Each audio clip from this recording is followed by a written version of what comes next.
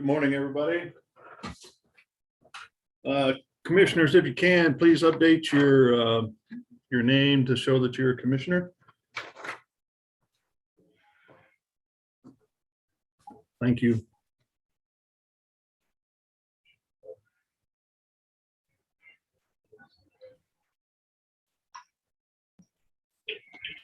Good morning. Good morning.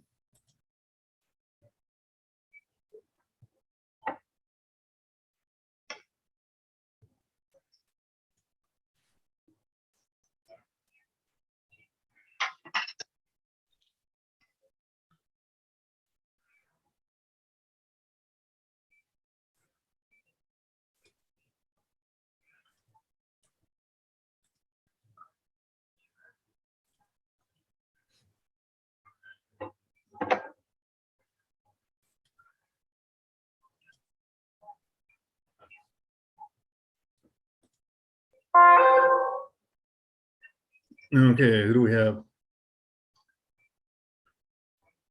Just a reminder again, commissioners, can you update your name so that you show commissioner on at the end of your last name, please?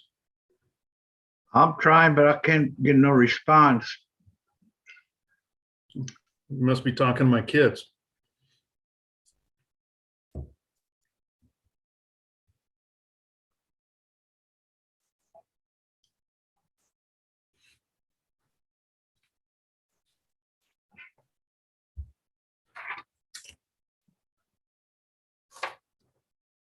Okay, so Commissioner Beasley, Rojas,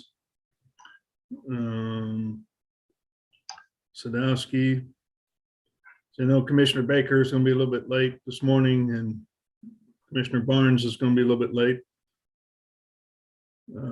Kokithia, you available?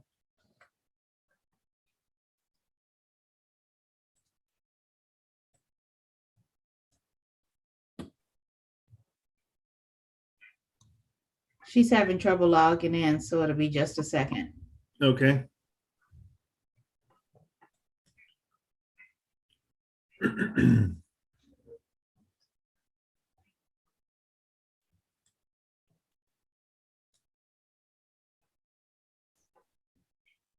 Commissioner Allender, you available?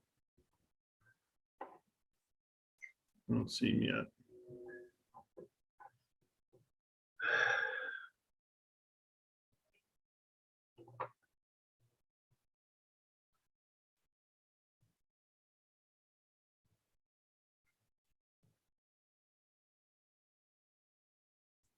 There's Commissioner Hill.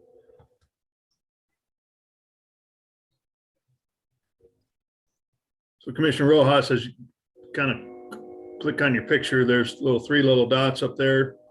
You click Yeah. that and then hit the rename, then you can add commissioner at the end of your name.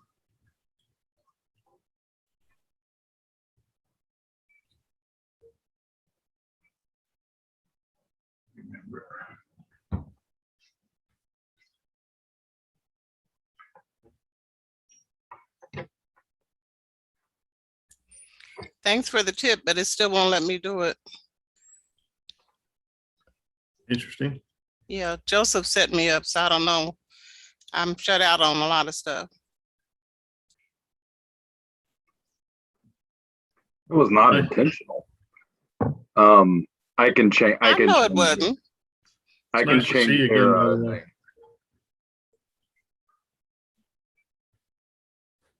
thing. Joe, is everything ready to go on your part? We've got 5 here. So we've got a quorum and I'd like to get started because we do have several cases today. Yeah, we're good. All right, recording's going on. So let's go ahead and get started with our meeting. Good morning and Happy New Year to everybody. Welcome to the January 4th, 2022 City Planning Commission meeting. I hope you all are now getting your plans together to celebrate my birthday, which happens to be Valentine's Day, since I see the stores now have their pink and red goods out on display. We appreciate everybody being here today as we hold our Planning Commission meeting virtually. The commissioners understand every project is important and unique. We also want to make sure we address them all individually with the attention they need to build consensus between the applicant, the public, and city staff. The commissioners believe we can reach consensus by being brief, yet heard. Therefore, we do have time limits in place for the cases that we hear, which is 5 minutes for staff presentations, 20 minutes for applicant presentations, plus questions by the commissioners. When we move to public comment, please limit comments to 2 minutes when speaking as an individual, or up to 5 minutes when representing a community association or a larger group. The city is updating the comprehensive plan titled KC Spirit Playbook. There's lots of information out there right now, and including a draft report that's available. You can find that at playbook.kcmo.gov. Really encourage everybody to look into that. As we get started, I ask staff to briefly provide some ground rules and instructions for all of us to ensure that we have minimal disruption and maximum clarity for this meeting. So Joe, can you go through those ground rules, please? Yeah, thank you, Mr. Chair. Basically, there are currently 55 participants in the Zoom meeting. They're divided into 2 categories. You're either a panelist or an attendee. If you're an attendee, you obviously are watching us through Zoom, but you don't have the ability to be heard by anyone or be seen until we promote you to a panelist position. And how we do that is we look for your raised hand symbol next to your name, which you use. You press the raised hand symbol usually it's at the bottom of the Zoom screen on your device. And that indicates to me and my staff that you would like to speak on a case. So whether you're the applicant or a citizen who's interested in testifying on a case, when the case is called, if you raise your hand, we will promote you over to a panelist position so that you can be seen and be heard. When we go to promote you, you'll be asked to accept that promotion. You have to accept it in order to move over. And then it may appear to you as though you're being kicked out of the meeting, but don't worry, you will rejoin us as a panelist. And once you're there, you'll be able to turn on your camera and share your video as well as your audio. And we would just ask that you remain muted until it's your turn to speak, and then mute yourself when you're done speaking to minimize any disruption. The last thing, Mr. Chair, is just to remind everyone that the chat feature in Zoom is for questions of a technical nature about Zoom itself or about the order or placement on the agenda. And it is not to be used to provide any testimony regarding the merits of any project. And that's it, Mr. Chair. Thank you. Okay, thank you. And I'll try to keep updated as to where we are on our agenda in the chat so everybody knows. And so if you got something later in the meeting, you can check in and see where we're at and hopefully stay with us. All right, with that, let's go ahead and go through our consent agenda items, starting with those cases that are to be continued, please. All right. The consent docket item is the continuances we have on consent are docket items C2, C3, and C4. And C2 is case number CPC 2021-00213. This is a request to approve a final plan and district MPD for Twin Creeks Cottages, which is located at the northwest corner of Northwest Old Tiffany Springs Road and North Line Creek Parkway. Docket item C3, case number final plat 2021-00059. This is a request to approve a final plat for the same.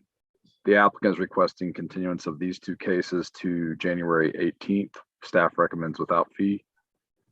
Next continuance is docket item C4, case number final plat 2021-00060.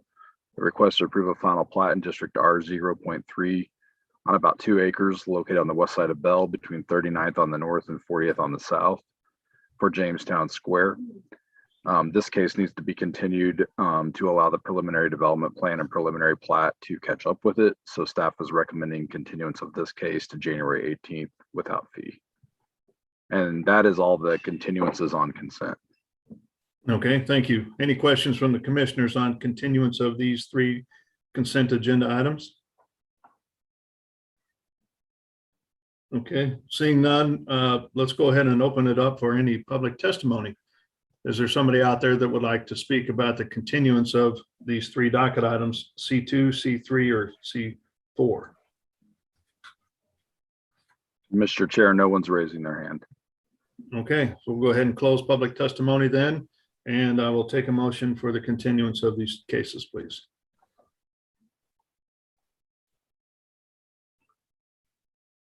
Chair Crowell, I move to continue docket items C2, C3, C4, all to January 18th. Is that correct, Joe?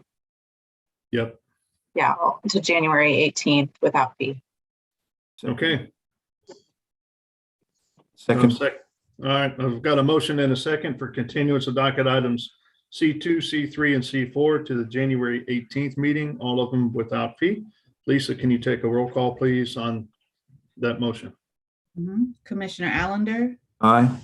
Beasley, Aye. Crowell, Aye. Hill, Aye. Rojas, Aye. and Sadowski. Aye. Okay, it looks like the motion passes for continuance of those three docket items. Let's go ahead with the other two docket items to be open and read, please. First one is docket item C1, case number CPC 2021-00207.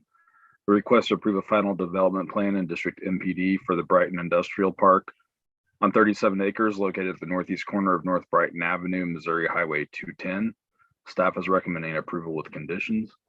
And docket item C5, case number final plat 2021-00057. Request to approve a final plat on about 69 acres in District MPD for the Platte County R3 School District Middle School located at the southwest corner of Northwest 95th and North Platte Purchase Drive. Staff is recommending approval of this plat with conditions. And that concludes the items on consent, Mr. Chair. Okay, thank you. Any questions from the commission regarding docket items C1 or C5? Mr. Chair, I just want to ask on C1, if we get any more feedback from the neighborhoods on. Sorry, you're kind of breaking up just a touch. Having a hard time. I was just asking, I think there was a lot of resistance from the neighborhoods on this case, and then it went through and got approval by the council. Did the staff get any further feedback from the community on this project at all? Yeah, I believe that's docket item C1 that you're referring to. Yeah. Yeah, sorry. Yeah. I'll ask Andy he was the project planner on this final plan, to see if there's any feedback he received on the final plan specifically. But Chris Huey was the planner that handled the preliminary. And you're right that there was some substantial opposition from some members of the neighborhood when this was initially proposed. And I believe that some of them may have attended council, but since council approved it, we have not heard from anyone. Okay, great. Thank you. On that. I was just curious. Okay. Any other comments on that, Andy, that you might have had? No, there was no correspondence from the public at all. Okay, thank you. Any other questions from the commission on these two docket items? Okay, let's go ahead and open it up for public testimony then. If there's anybody out there that would like to speak regarding docket items C1 or C5, please raise your hand and you will be called upon. Mr. Chair, no one's raising their hand. Okay, we'll go ahead and close public testimony then, and I'll take a motion for these two cases, please. Chair Crowell, I move to approve with conditions the docket items C1 and C5. Second. Okay, so I got a motion in a couple seconds. Lisa, can you take roll call on the motion, please? Commissioners Allender, Aye. Beasley, Aye. Crowell, Aye. Hill, Aye. Rojas, Aye. oh, and Sadowski. Aye. And Commissioner Baker. He was not. I was late. Yeah, Okay. so leave him out of this vote. Okay, so it looks like the motion passes for the approval of docket items C1 and C5. Thank you very much. And so now let's move to our regular agenda items and beginning with the cases to be continued. All right, the cases to be continued. The first one we have is docket item 6, which is case number CPC 2021-00208.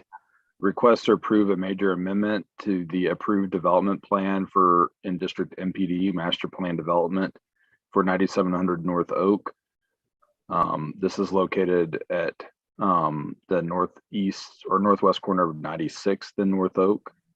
The applicant is requesting this case be continued. And Shu, can you remind me of the date, please? Yes. The applicant requests this case to be continued to January the 18th to allow them for more public engagement with the neighborhood. And staff recommends without fee. That's correct. The next continuance is docket item 11, case number SUP 2021-00072. This is a request to approve a special use permit to allow for the expansion of an existing gas station on about 1.3 acres located at the southeast corner of East Bannister Road and Raytown Road. Staff is recommending continuance without fee to March 1st. Next one is docket item 12, case number CPC 2021-00210. A request to approve a development plan, which also serves as a preliminary plat for a 61-acre industrial development located at the southwest corner of I-435 in North Congress. The applicant is requesting continuance without fee to January 18th. Docket item 13, case number CPC 2021-00202.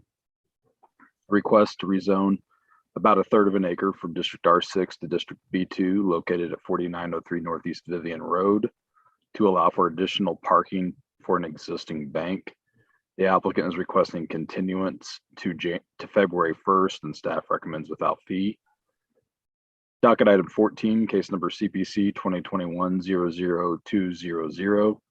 A request to approve a development plan to allow for the construction of a General Service Administration regional field office of about 145,000 square feet in District KCIA on about 423 acres located at the southwest corner of Northwest 112th and Northwest Prairie View Road. The applicant is requesting continuance to January 18th and staff recommends without fee. Docket item 15, case number CPC 2021-00197, a request to detach a portion of Kansas City, which includes the Belton Golf Course, from the city limits of Kansas City so that it may be annexed into the city of Belton. It's about 103 acres located at 4200 Bong Avenue. The applicant is requesting continuance to February 1st. Staff recommends without fee. Docket item 16.1, case number CPC 2021. Excuse me, these are dismissals. I'll move on. Docket item 17, case number CPC 2021-00211. A request to consider rezoning approximately 32 acres from District B42, B3-2, and R-2.5 and R-5 to District UR Urban Redevelopment. And approval of a preliminary development plan, which also serves as a preliminary plat to allow for a mixed-use development at the northwest and northeast corners of 63rd and Prospect. The applicant is requesting continuance. Staff recommends without fee to January 18th. And Mr. Chair, that concludes the continuances. Would you like me to read the dismissals or do you want to wait on those? Let's do the dismissals as a separate motion, if you don't mind, since we have several of them.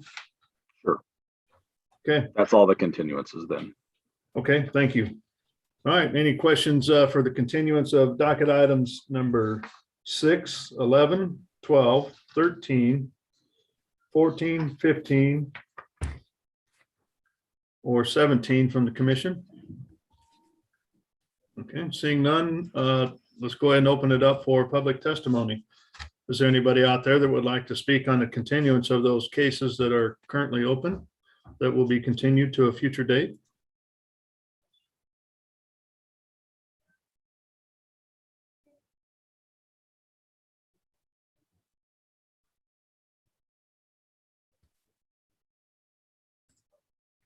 Let's see, I don't see anybody that's raised their hand, so at this time, we'll go ahead and close public testimony for the continuance of those docket items.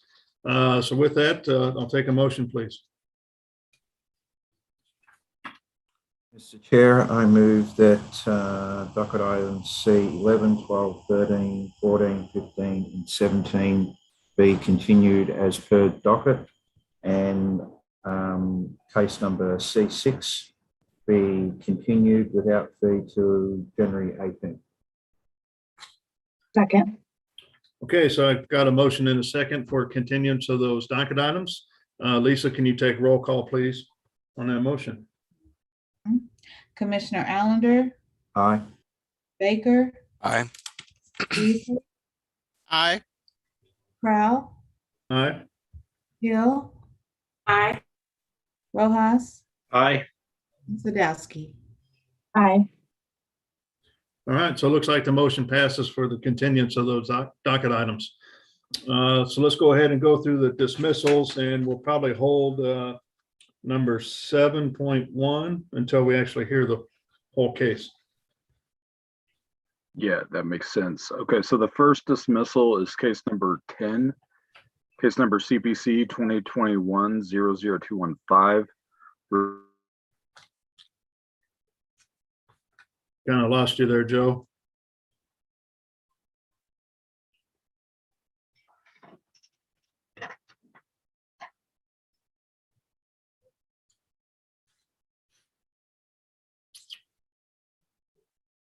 Joe, you're gone quiet.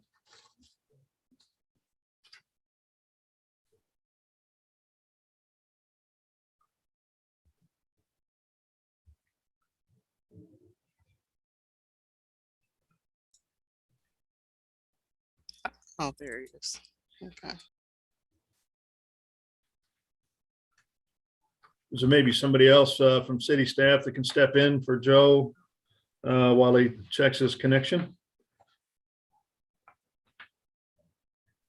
Okay, I'm back for the Okay. moment.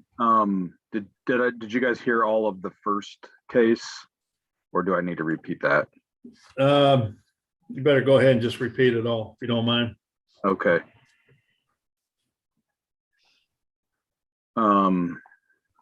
Number 10. Thank you. It is docket item number 10, case number CPC 2021-00215. Request to approve the Cloverleaf Apartments PIEA General Development Plan and declare the area blighted and insanitary and in need of redevelopment and rehabilitation pursuant to the Missouri PIEA law on about 17 acres located at 14554 South US 71 Highway. The applicant is requesting dismissal. And then the next dismissal is docket item 16.1, case number CPC 2021-00163.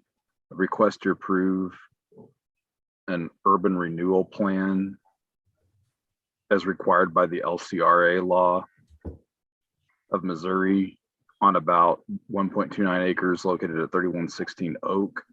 In docket item 16.2, case number CPC 2021-00111, a request to approve a rezoning from District M1-5 to District UR Urban Redevelopment to allow for the construction of a 19-unit townhouse project at 3116 Oak. In both of these cases, 16.1 and 16.2, the applicant has requested dismissal. Okay, thank you, Joe. Any questions from the commissioners on dismissal of docket item 10, 16.1, or 16.2? Okay, seeing none, let's go ahead and open it up for public testimony. If there's anybody out there that would like to speak regarding dismissal of docket item 10, 16.1, or 16.2, please raise your hand and you will be called upon. No one is raising their hand. Okay, so we'll go ahead and close public testimony then, and I'll take a motion on the dismissal of those cases, please. I move to dismiss docket item 10 and 16.1 and 16.2. Second. Okay, so I've got a motion and a second for dismissal of those three cases. Lisa, can you take roll call on that motion, please? Mhm. Commissioner Allender, Aye. Baker, Aye. Beasley, Aye. Corral, Aye. Hill, Rojas, Aye. and Sadowski. Aye. Okay, so it looks like the motion passes 7-0 for dismissal of those 3 cases. So with that, let's go ahead and move back to our regular agenda items, starting with docket item 1. Docket item 1 is case number CPC 2021-00164. A request to rezone from District DC-15 to District UR Urban Redevelopment and approve a preliminary development plan to allow for the redevelopment of an existing structure and development of a new multifamily structure on about 1.3 acres located at 423 West 8th Street. Anna Nanoski is our staff planner. Thank you, Joe.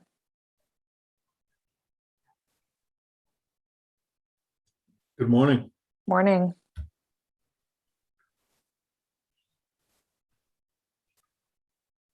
Sharing my screen now.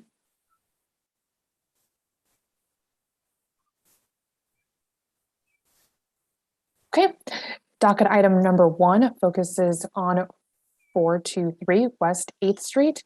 The existing zoning is DC 15. And as Joe mentioned, the applicant is seeking approval of a development plan to rehabilitate an existing structure on the site and develop a new residential structure on the subject site as well.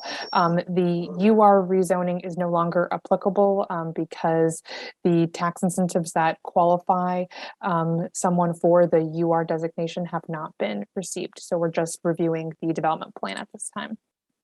The subject site is located within the downtown loop.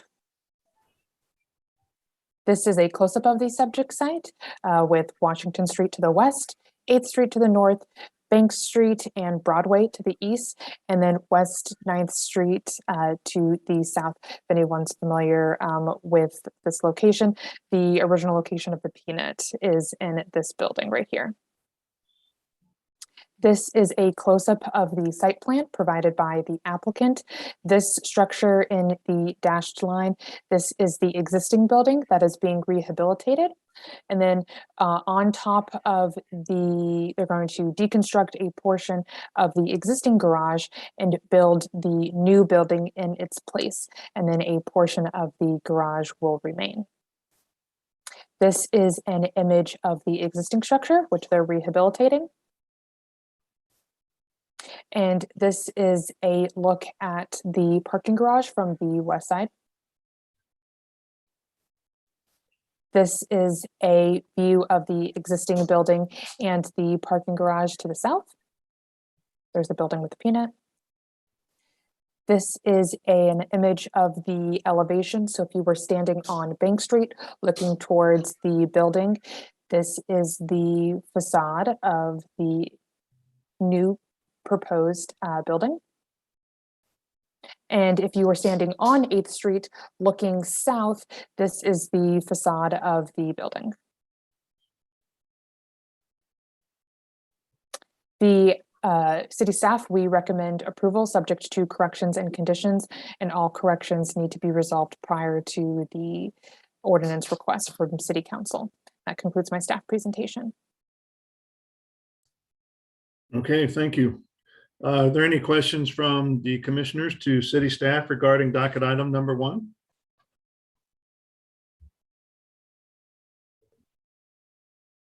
Okay, seeing none, let's go ahead and welcome the applicant. Please, is the applicant available? The applicant is not raised there. They're raising their hand. I'm promoting Gary H.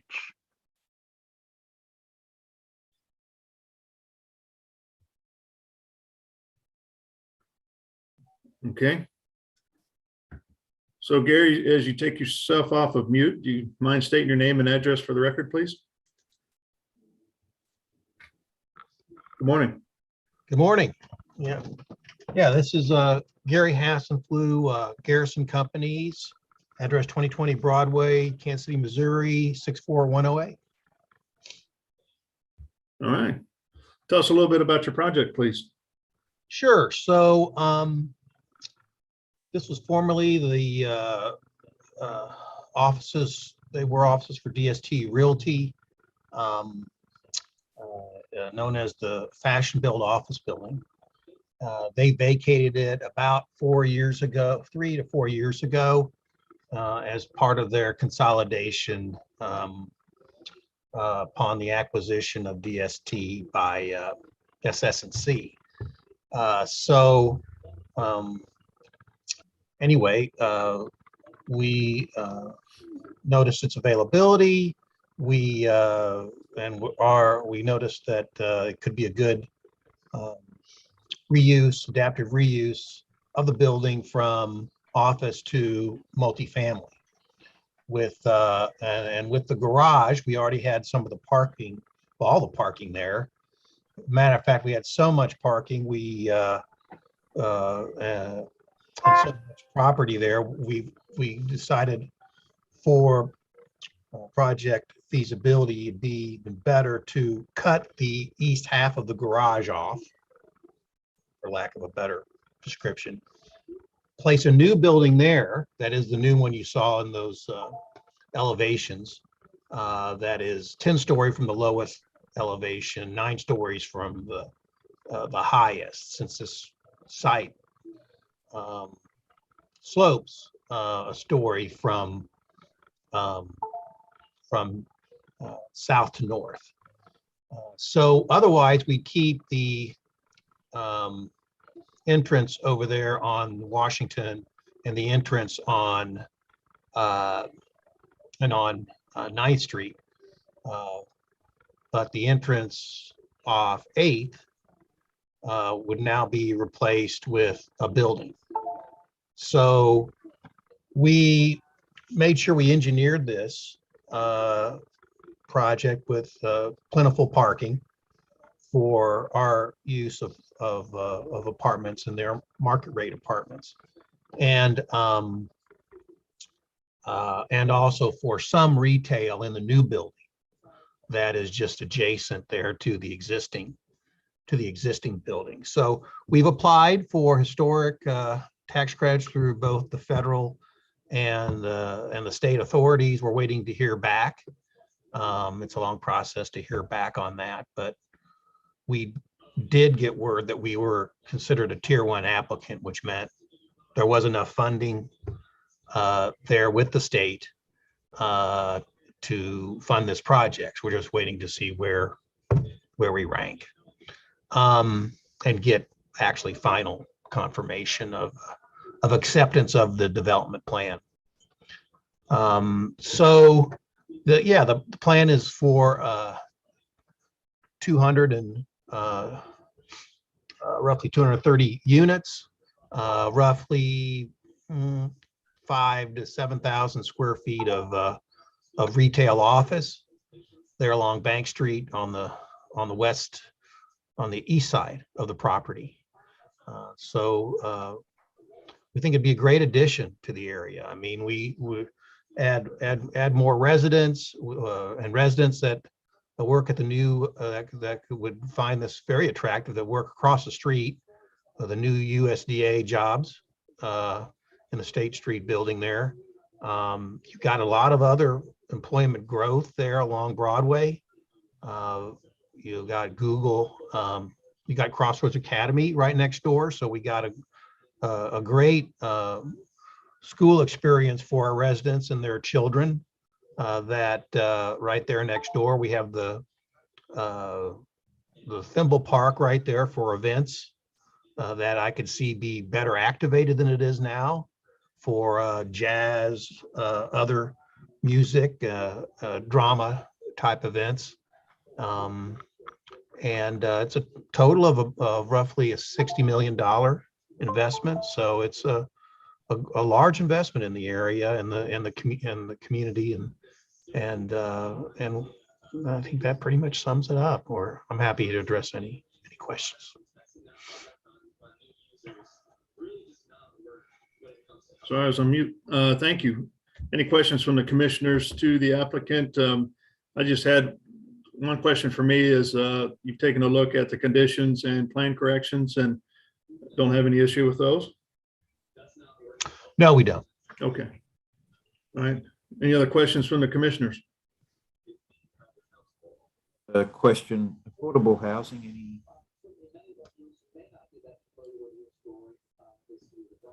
Kind of lost you there, Commissioner. Oh, can you hear me now? Yeah. Just asking question around affordable housing, or are they market rate? Yeah, no, we have some units that be targeted towards workforce housing, 80% or less of median income, but it's not otherwise it's a market rate development. Okay. Can you talk, there's a plan correction that mentions activating the south facade of the parking garage more. Do you plan on incorporating more landscaping? Is that the strategy there? And this may be a question for the staff too. I'm just trying to understand what the thought was. Yeah, we'll do more landscaping over there. That's really the only activation. I mean, it's activated next door to us with the peanut and Los Corrales and all that. But no, really all the activation will be along Bank Street and 8th.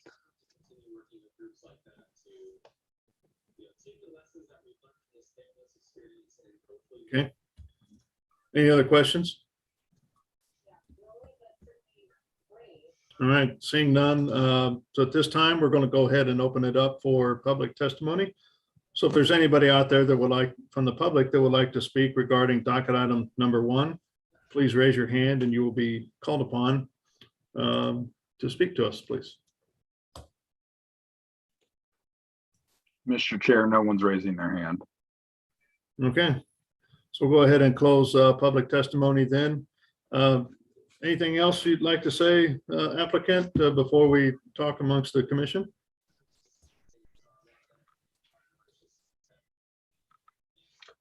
No, I don't. But if anybody would like to ask me any questions after this proceeding, I think Anna has my contact information. I'd be happy to address it. Okay, thank you. So at this time, we'll go ahead and close all testimony and speak amongst the commission. If there's nothing to discuss, I'll go ahead and take a motion, please.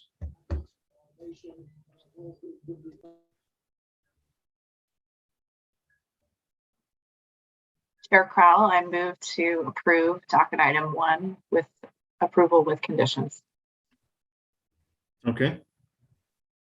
Are we just doing the development plan because it says rezoning in the docket item description? That is correct. The development plan is the only item applicable at this time. So I guess do we just need to specify that, since it does say in the docket that's rezoning as well? Correct. In your motion, leave out the rezoning portion. Okay. Motion to approve with conditions docket item 1 to approve the development plan. Second. And exclude rezoning. So can you explain that, Anna, just so we understand? So, I mean, like even on the summary request, it's rezoning to UR with an associated development plan. It's already a UR, I take it? Is that what it is? No, it has not been rezoned to UR. It's not actively a UR. At the beginning of the process, I think there was some miscommunication or some attempts to get other types of incentives, and incentives associated with the UR zoning include like PIEA, LRCA. Joe can correct me if I am saying those acronyms wrong or if I'm missing anything. But the historic tax credits is not one of them that qualifies someone to be designated under the UR rezoning. So since they're, okay. So they, just with the historical tax credits, they don't have to rezone this site at all. They can move forward with their project from this point on, correct? Correct. All right, that's what I want to make sure that can happen. So I've got a motion and a second for approval of docket item number 1, with regard to the development plan because it does not need to be rezoned. And so with that motion, Lisa, can you take roll call? Yes, Commissioner Allender, Aye. Baker, I'm Beasley, Aye. Brown, All right. Hill, Aye. Rojas, Aye. and Sadowski. Aye. Okay, so it looks like the motion passes 7-0. We appreciate you bringing it in and good luck moving forward. Thank you very much. Yep. Okay. Let's move on then to docket item number 2, please.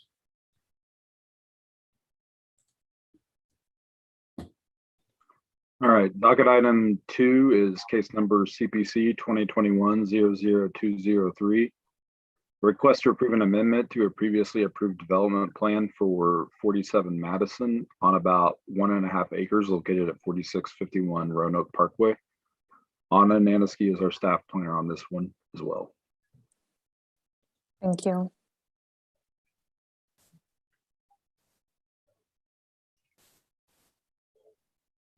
Okay, docket item number 2 focuses on 4651 Roanoke Parkway.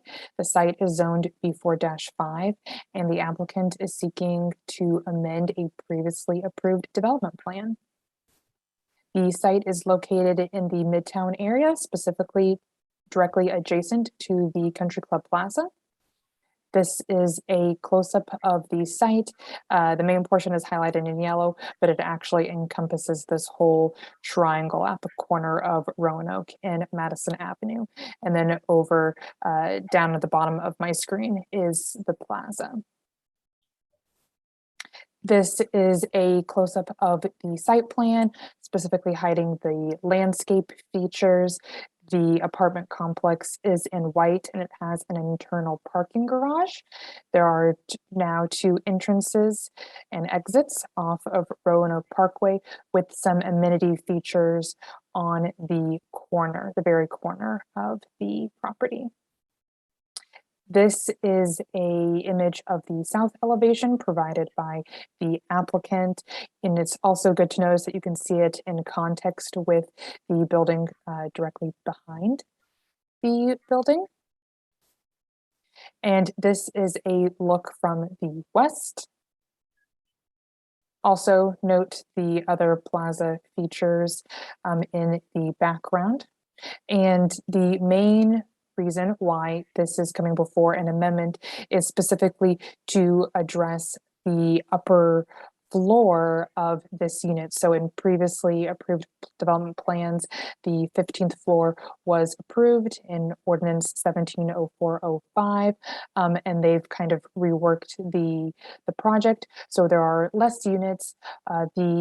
Each floor got a little bit taller, and then there are some amenities on the direct upper floor on the roof.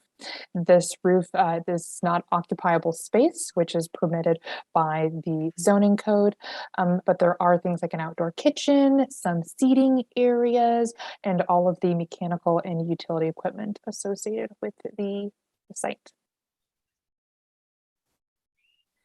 This is a slide to feature that the Plaza Bowl Overlay District is not really applicable to this site. It is not within the Plaza Bowl Overlay, and there is no height maximum for the B4-5 zoning district. I just wanted to extra clarify that. Some things of note that have changed since the staff report has been released is that correction number 1 is being changed to a condition. Excuse me. Correction number 5 is also being changed to a condition. Condition number 13 is being, the language needs to be revised a little bit to provide some clarity on exactly what type of application the applicant needs to file for after this process. Condition number 22 also needs to be removed because it is a duplicate and is not applicable. And the same goes with condition, excuse me, number 33. It is also a duplicate that is physically within the corrections report. Now, I went through all that very fast, but then I have also screenshotted and displayed those specific items on the PowerPoint as well. So this is 1 and 5, which are the items that are being changed to conditions. These items do not have to occur prior to city council ordinance requests, but can occur. We don't think that they need to necessarily hold up their process. This is item number 13, which needs to be reworded. And the new proposed language is also on the screen. So I'll leave that there for a second. And then 22, as I mentioned before, it is a duplicate. The similarly worded condition was in the CCR report back from 1991.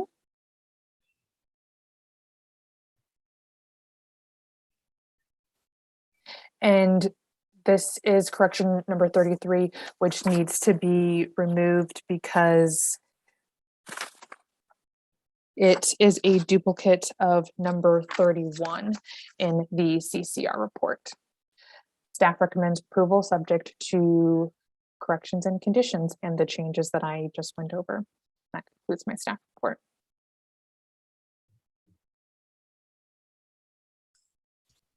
Okay, thank you. Are there any questions from the commission to city staff? Have you had enough time to absorb these changes and conditions? So my first question, my question is, so the main reason this is before us is the change to the upper floor, correct? Correct. Okay. I have a question. Go ahead. I noticed in the map that it shows there in the little corner an artwork. What is that artwork composed of? Those specifics or details have not been provided to city staff yet. Has not been decided by city staff. Would the developer have a question? I'll wait for the developer to. Okay. Any other questions for city staff? I have a question because Ani, you mentioned the bowl concept, and I realized this is outside of that 45 to 90 feet recommended range. I think at the highest, it's 223 feet high, so it's significantly higher than that bowl. So is that, I'm just trying to understand, it sounds like it sort of meets the concept in the sense that it is raising the height on the perimeter of the plaza. And it seems to align with some of the other buildings given that elevation you showed. So is that also part of the intent, or is it just outside of the that jurisdiction, so we don't necessarily need to consider it? It is outside of the Plaza Bowl overlay district, and the B4-5 zoning district does not have a height limit, but it is also respecting the intent behind the area plan. Let me share my screen again and go back to back. So this is the building behind it. And there is an elevation change, so it does sit slightly below the building. And then when you look at the next building over, you can see that there is another step down. Mm-hmm. Okay. So I believe that it is respecting the intent of having the higher buildings at the perimeter of the plaza area, then to sink down into the 2-story commercial structures that are in the heart of the plaza. Great. Okay. Any other questions? Okay, seeing none, let's go ahead and welcome the applicant for docket item number 2. So applicants, welcome. Great. Do that, maybe I can be seen a little better. Aaron Messmer for the applicant with Block Real Estate Services. Our address is 4622 Pennsylvania, Kansas City, Missouri. Appreciate everyone taking the time to walk through the plan. And as Anna said, we are making a couple of changes. A lot of these are just driven by the fact that we're taking the plan from a very conceptual idea to really finishing out the details related to the amenity spaces, the driveway, the HVAC and mechanical that have to be within the floors. And then on the rooftop, as opposed to having an open air amenity, we have a space where there are amenities that are within an enclosed area as well as within an open area. And part of the logic there was actually due to some of the demand we saw at 46 Penn for an enclosed space. And that's been successful with the prime social deal here. So I think it is important to note that we have reduced the density on the plan significantly. We've gone from 288 units to 238 units. That is part of an effort to make sure that we are providing unit sizes that reflect a first-class condo level size and finish. This is intended to be a very, very high-end project. I do have a couple of comparable images that I can share if I'm permitted to do a share screen here, which I think it's allowing.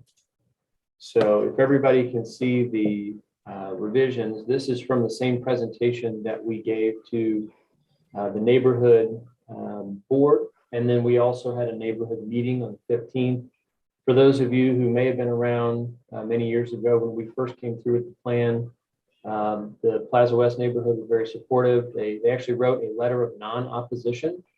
They are not allowed to write letters of support, so they wrote a letter of enthusiastic non-opposition. And in our meeting on December 15th, reiterated their stance remains the same. So, and then, like I said, we shared with them these images. You can see the building footprint is very similar. Some of the things you'll see, like the first floor has gotten taller. This provides a little bit more natural light in this area, makes it feel a little bit less like a cave. And then just again, kind of lightening up the facade. But for the most part, the imagery or the view corridors really won't change from what's been previously approved. You can see up here, as opposed to the mechanical shack kind of being right here, it extends across the top to provide for that space. And then the indoor amenity space here on that 16th level. The other thing we did was we got rid of these pop-ups along Roanoke. The unit below would have popped up onto the deck there. And in this case, we've removed those along that Roanoke side. So they're single-story units as opposed to two-story units. This is the view from Madison as you come northbound up the street. And again, you can kind of see the difference between having the view of that mechanical area there and kind of stepping that back with the enclosed amenity space along the top. At the street level, it's really not going to feel very different at all. And then with regard to what that public artwork looks like, you know, it may end up being a sculpture piece. There is a proposal from one of our sister cities to put some artwork from Spain there. So I know that was a question earlier, just wanted to make sure we address that. We don't have the exact piece, but we'll be working to find something that we think fits contextually and is acceptable as well by staff. This shows the entrance of the project. And again, you can see the height's a little bit taller by a couple feet. Definitely much lighter appearance, more inviting. And then, as Anna mentioned, we've got the 2 access points that really make it a lot more functional for today's FedEx deliveries, Amazon deliveries, Uber drop-offs, things like that. So on the north side of the building itself, we've added glass to this stairwell here. And then we've actually added glass along the north side of the property as well. We feel like that's just an enhancement to the overall appearance of the project. And so something that we wanted to incorporate there. And then you can see again the difference along the top of the building where the enclosed amenity space would be. This shows the difference between the prior outdoor space where we had everything exterior but for the stairwell and elevator penthouse. Now we've got that enclosed amenity space on the upper level and an outdoor area that kind of rings that enclosed space. From the ground level, you really won't see this at all, but that is really driving the change by adding this 5,000 square feet of interior amenity space to come back through the plan today. So I'm certainly happy to answer any questions that you have. A reminder that we are not seeking incentives for this project, in case that was a question that might come up. And again, appreciate your time to review and walk through what we think is a great project. Okay, thank you. Any questions from the commission to the applicant regarding docket item number 2? I only have one question. I think I mentioned some of it earlier. Is the art piece. The art piece you mentioned, Sister City. I assume it's Morelia, right? Correct. They have approached us and have indicated that they have a statue that they may want to put there at that corner. From a timing standpoint, it sort of depends on when we're able to move it forward as to whether that will line up. This is the city contribution to the city of Kansas City, not to a private developer. Is that correct? Yes, it would be on the, my understanding is it may be on the city's ground that is immediately south of our triangle there. The city owns that property where this artwork would go? I don't have that exact answer as to where the piece would be located, but. Well, the reason I'm asking is because if it's a contribution to the city of Kansas City, not to a private developer, how would you going to address that? I know of this artwork. Sure. Anna, do you have the map that shows the actual boundaries of the site? The triangle piece that we own compared to the piece at the very hard corner that the city has? I believe that was part of your presentation earlier. Yep, my apologies. I was on mute.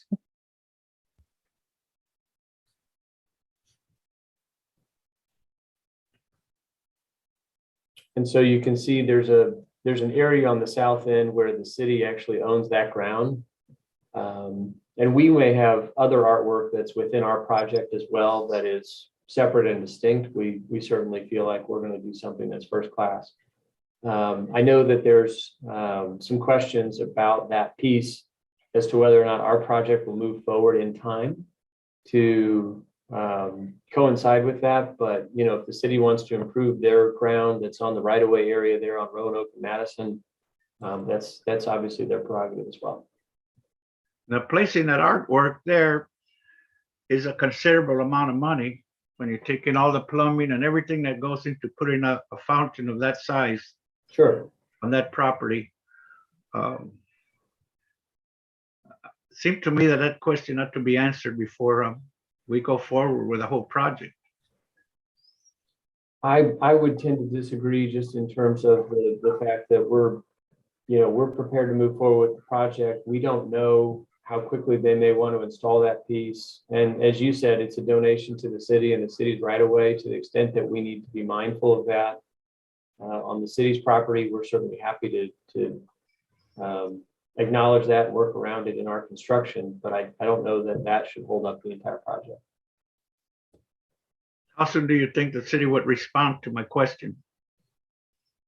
I'll leave that in the city's hands. Thank you. Yeah, I don't know if that's something, Commissioner Rojas, that can be worked out with the planning department, or if that has to be coordinated with the Public Works Department. Yeah, but they've known about this for some time, and I don't think it's been addressed fully. I was also told by the folks that are working on that piece that they may want to put it in a different location just from a timing standpoint. They may want to install that somewhere more quickly than this project may move forward. Yeah, because I had heard more than a year ago that this particular fountain would be placed there. That's quite a considerable amount of time. Thank you. Okay, any other questions from the commission to the applicant? I just was curious, you mentioned it being condos, and I wondered what drove the decision to do condos versus rental apartments. Yeah, I should clarify. We are market rate for rent multifamily. Oh, okay. The thing that we are going to do here is deliver a condo level quality finish. So when you compare this to any of the brand new condos that might be delivered The specifications, for example, in your kitchen might be a 42-inch cabinet instead of a 36-inch cabinet, or full height backsplash as opposed to a 4-inch strip of backsplash around the counter. We'll have a beverage cooler, wine cooler in every single kitchen, and a first class fridge, things like that are what you would expect from a first class condo quality project, but we do not intend to build condominiums. And do you have a demographic that you think you're targeting, or?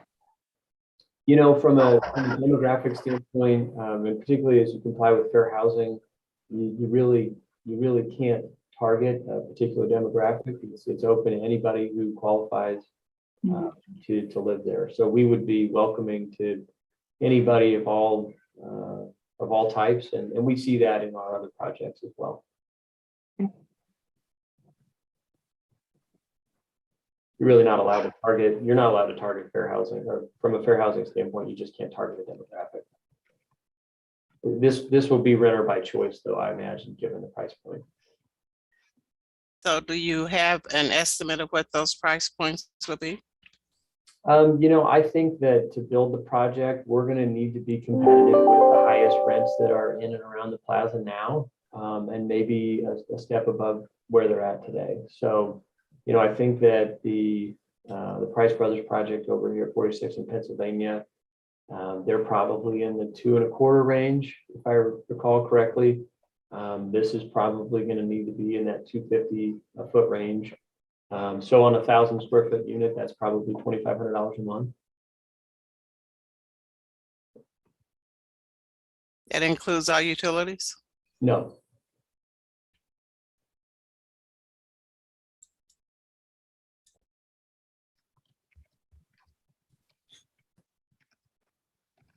Okay, any other questions from the commission to the applicant? Okay, seeing none, let's go ahead and open it up for public testimony. So if there's anybody out there from the public that would like to speak regarding docket item number 2, please raise your hand and you will be called upon.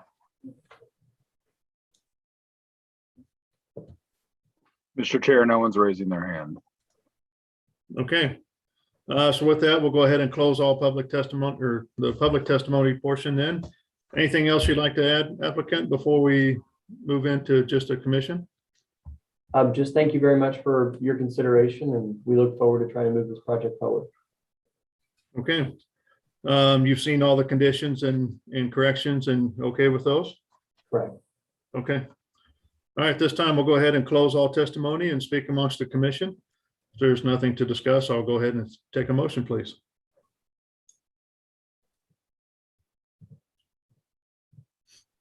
I'll move to approve docket item 2 with conditions.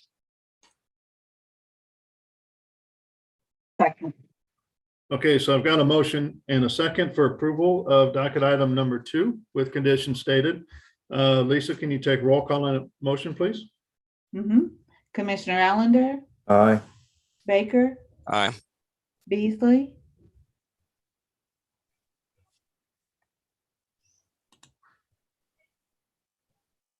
I can't hear you. Thumbs up if it's aye. I'm sorry, it wouldn't come off of mute. The more I clicked, the more it would move. I'm gonna say nay on this one.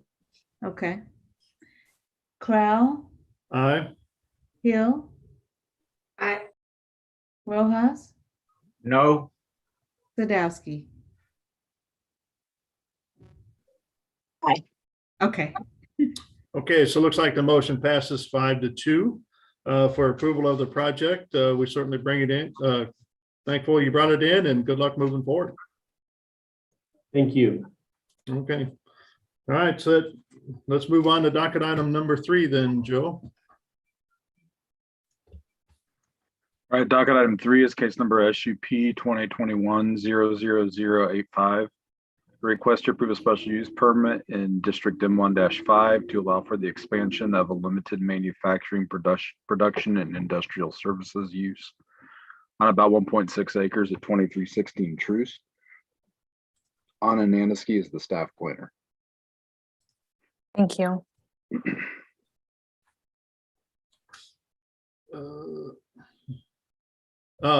Joe, I'm sorry. We need to go back to the previous docket item 2. There are some conditions that needed modification that we didn't address in the motion. And I messed that up. And that's it's not your fault, James. It's my fault for not catching that. Apologize for that. So can we go back to that one before moving forward? Yeah, I don't know if you want me to call it again, or if you just want to have the commission just take it up and make another motion, or if Sarah needs to provide some advice on that. I'm not sure.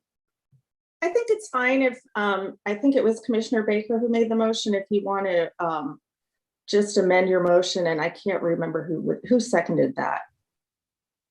Actually, If you want to consent, to his amendments, I think that's fine. Okay.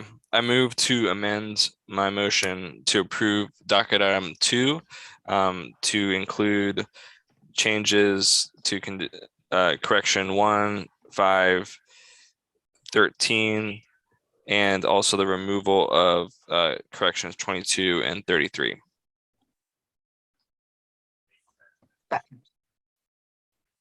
Okay. So got a motion and a second for revision of docket item number 2 to include the changes to the condition. So let's go back through the roll call, please, on that motion.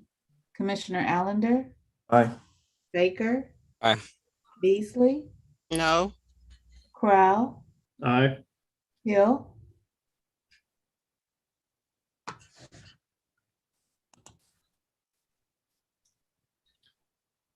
Didn't hear you, Commissioner Hill. Oh, sorry. Aye. Rojas, No. and Sadowski. Aye. Okay, so the motion still passes 5-2 for approval of docket item number 2 with the modifications to the conditions stated. All right, sorry about that. Let's go ahead and move on then back to number 3. I'll call it again just for clarity for the public. It's case number SUP 2021-00085. Request to approve a special use permit in District M1-5 to allow the expansion of a limited manufacturing, production, and industrial services use on about 1.6 acres at 2316 Truce. Anna Naniski is the staff planner. Thank you. Okay, docket item number 3 focuses on 2316 Truce Avenue. The existing zoning is B4-5, and the applicant is seeking approval of a special use permit in order to expand their existing use. So the site is located in the Midtown portion of Kansas City, directly adjacent to Truce Avenue. This is a close-up of the site. You can see Truce Avenue running north-south over to the east. The subject site highlighted in yellow, that's New Horizons, and they are looking to expand over into the property that's highlighted in orange. This is a close-up of the site plan associated with the project, and then this is a close-up even more of the specific expansion. This is an image of the existing site.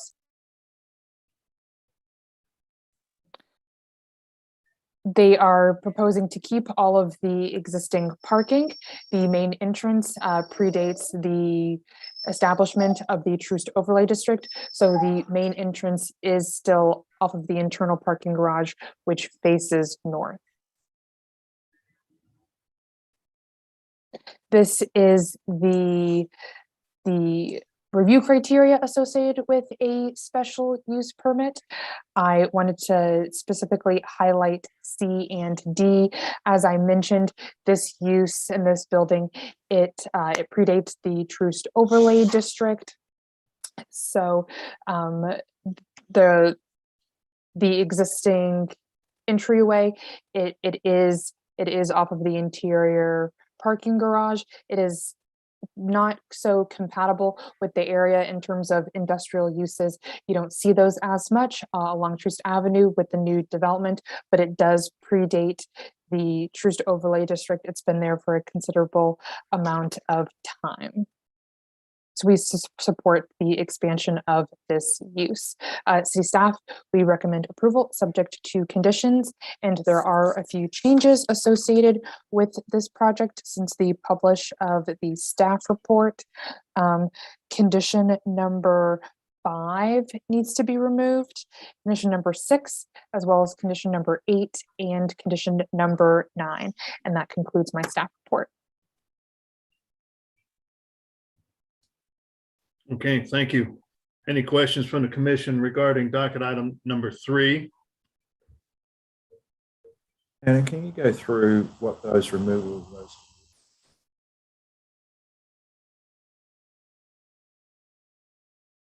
You're on mute, Anna. My I couldn't hear apologies. what. So just go over the conditions that need to be removed again.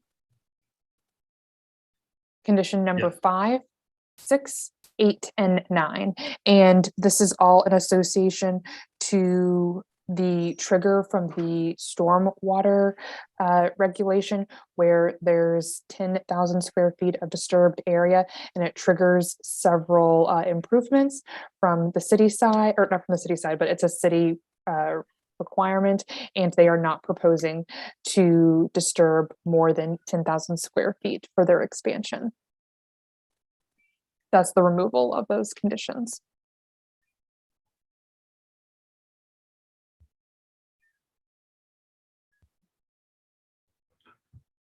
Does that answer your question, Commissioner Allender? Yes, thank you. Okay. Any other questions from the commission regarding docket item number 3? So to clarify, Anna, because the original building was prior to the overlay district, this expansion is not held to the standards of the overlay district, or it is? It is, and they will Is. be seeking some variances from the Board of Zoning Adjustment in regards to transparency and our architectural materials associated with the site. Okay. But the only thing that's not applicable is the main entrance off of Truce Avenue. Okay.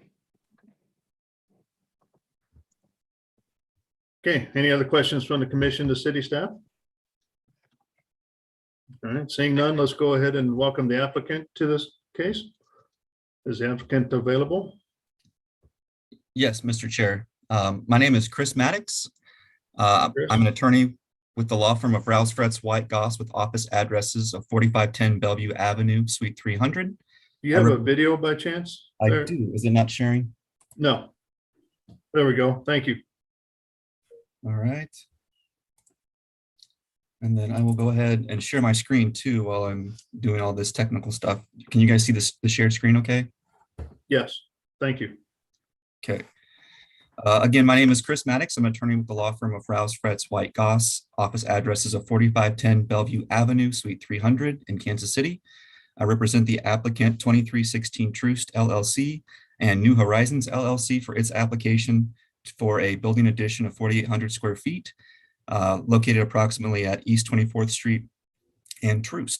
I'm also joined today by Stephanie Isaacson, the owner, and Jeff Schertzler, who's an architect with Pluribus.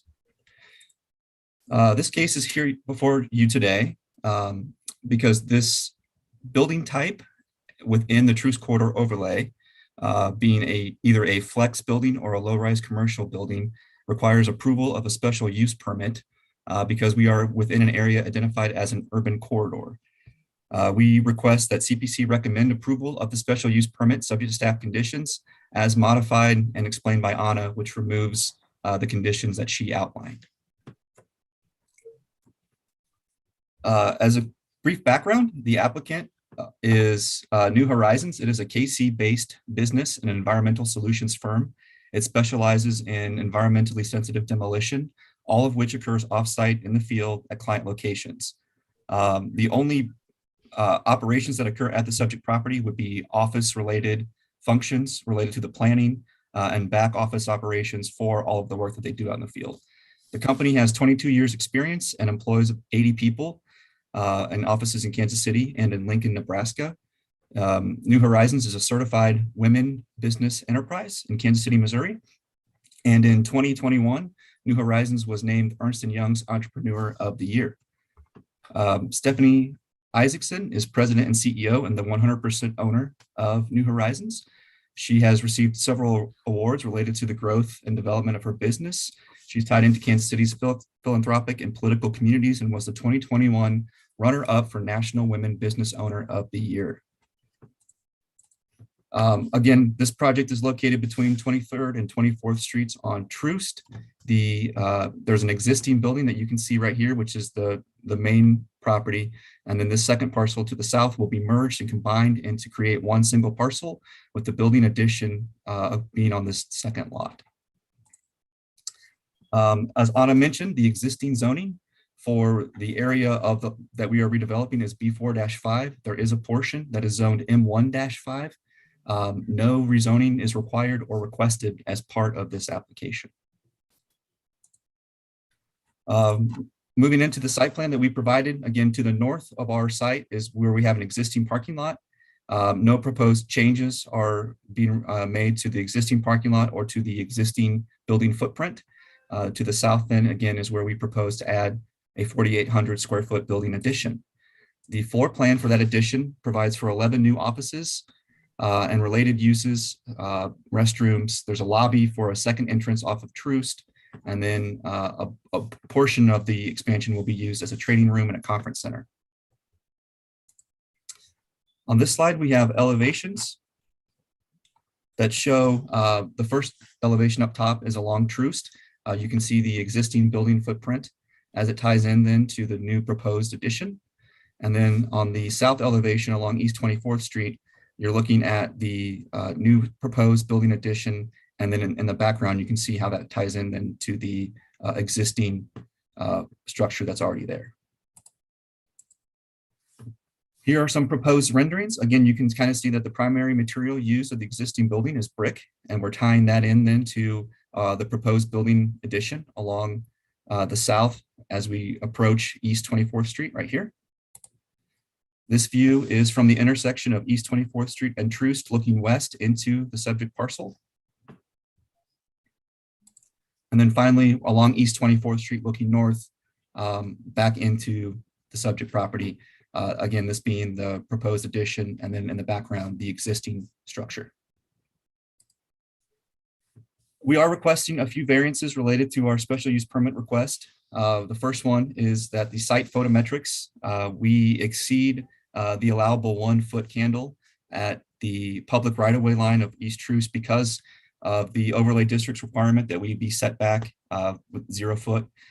So there is going to be some spillover lighting around the secondary entrance that we're proposing, and that lighting is necessary for security and for safety so that people can see as they're coming and leaving the building at night.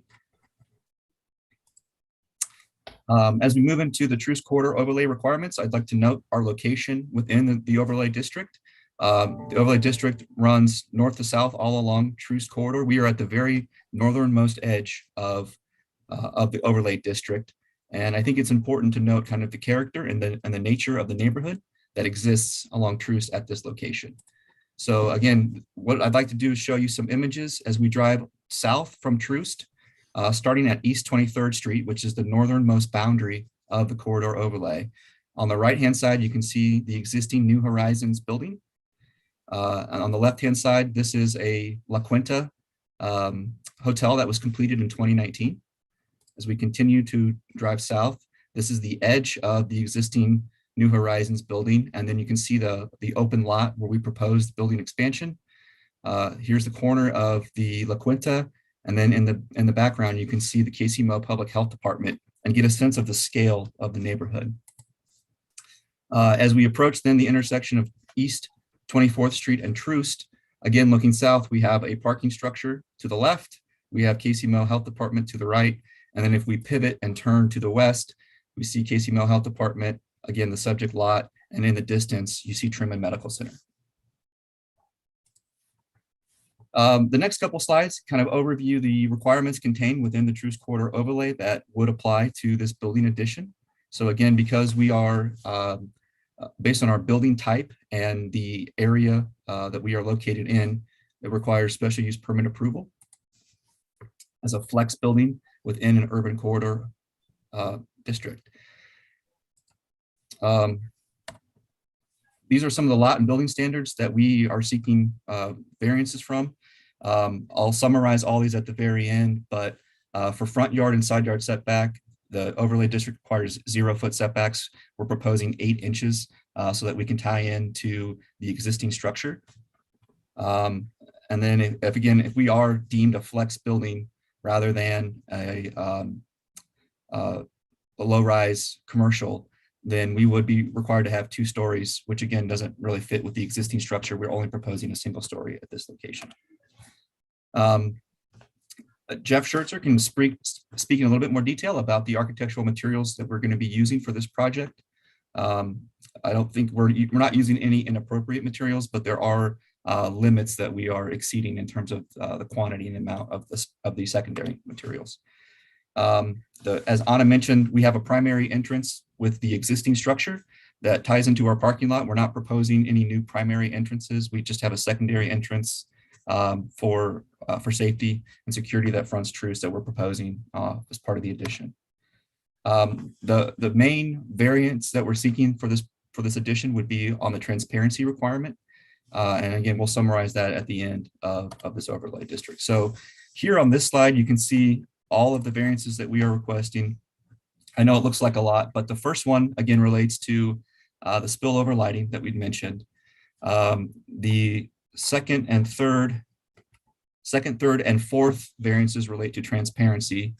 The 5th and the 6th variances relate to materials. 7th and 8th relate to the side and front yard setbacks. And I'm sorry, number 9 relates to the spillover lighting. That first one related to the primary entrance, which Anna said is not required. Anna provided a summary of the special use permit review criteria in her staff report, and we agree with her analysis. We think a special use permit, I think we meet all of the criteria for granting approval of the special use permit. And again, we would request that City Plan Commission recommend approval subject to staff conditions as modified by Anna. With that, we will open it up for any questions that the commission may have. Okay, thank you. Any questions from the commissioners to the applicant regarding docket item 3? You mind stop sharing your screen? Sure. So we can kind of see everybody? Thank you. I wondered if you could just comment on the community engagement aspect. I actually will keep my presentation up then. We have,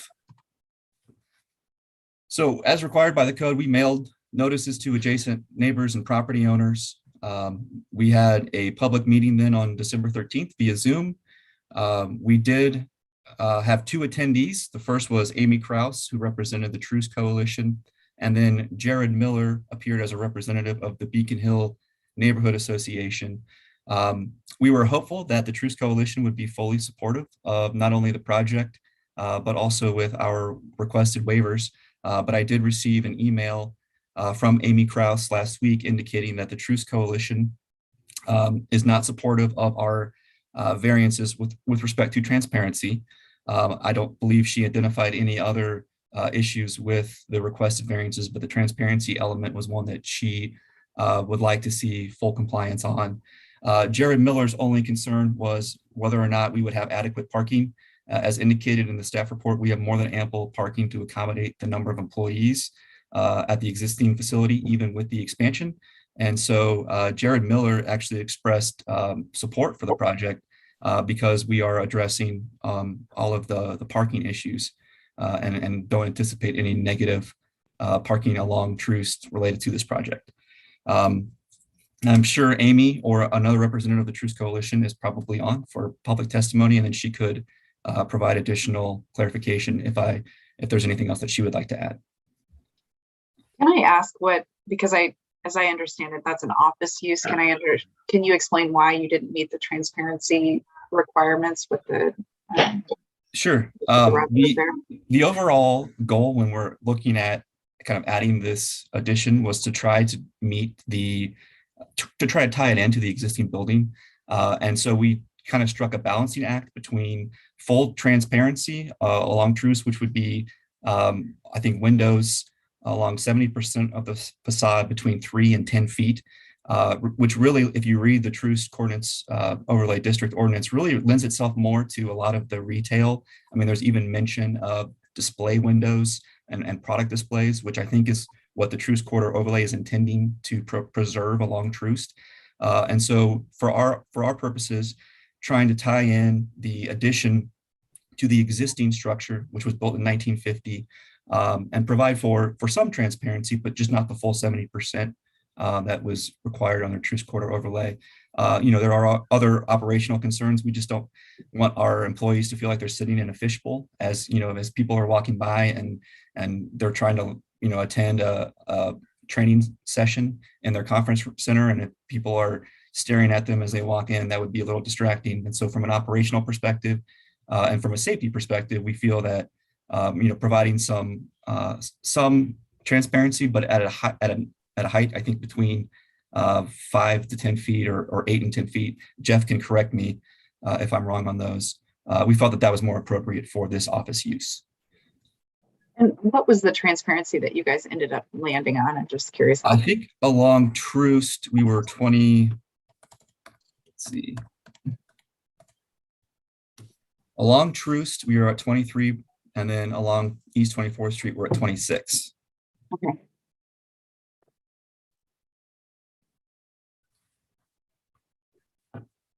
Okay, any other questions from commissioners to the applicant? I have one that's not really related to the structure, but will this increase employment, the number of employees?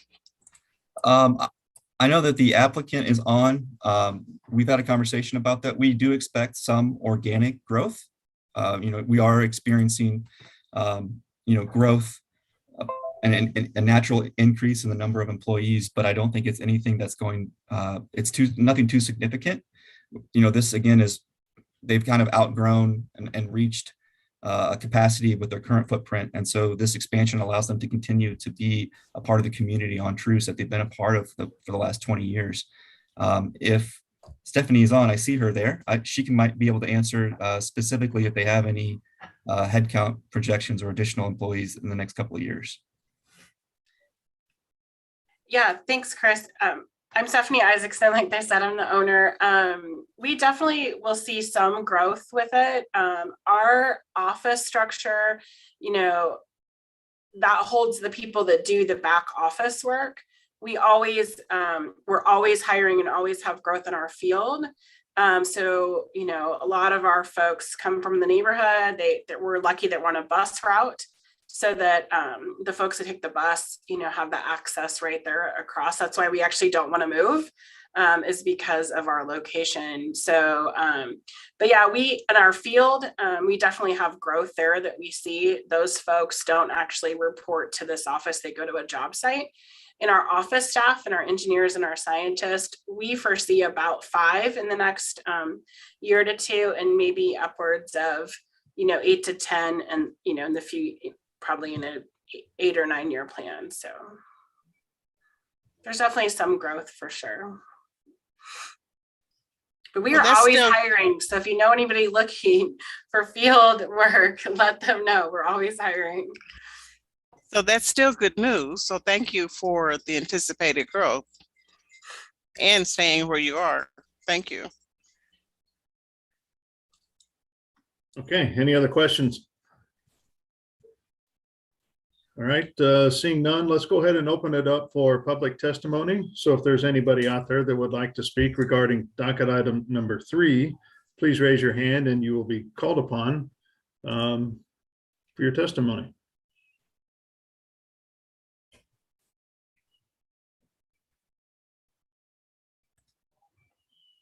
Mr. Chair, no one's raising their hand. Okay, So at this time, we'll go ahead and close all public testimony then. Anything else, Mr. Maddox, you'd like to add before we don't have any more testimony on this case? No, I just would like to thank Anna and staff for their time. They were very responsive for us to clean up those conditions that we were seeking to modify so that we could bring you as clean of a case as we could. Okay, thank you. So at this time, we'll go ahead and close all testimony and speak amongst the commission. And if there's nothing to discuss, then I'll take a motion, please. I'm supportive of the project. I get the transparency argument, but I also kind of like the design currently with the brick addition. And I think this is one of those, as they pointed out, is on the upper edge of the Truce corridor, Truce overlay district. And I think as CEO pointed out, it's a great opportunity for expansion for employment in the urban core.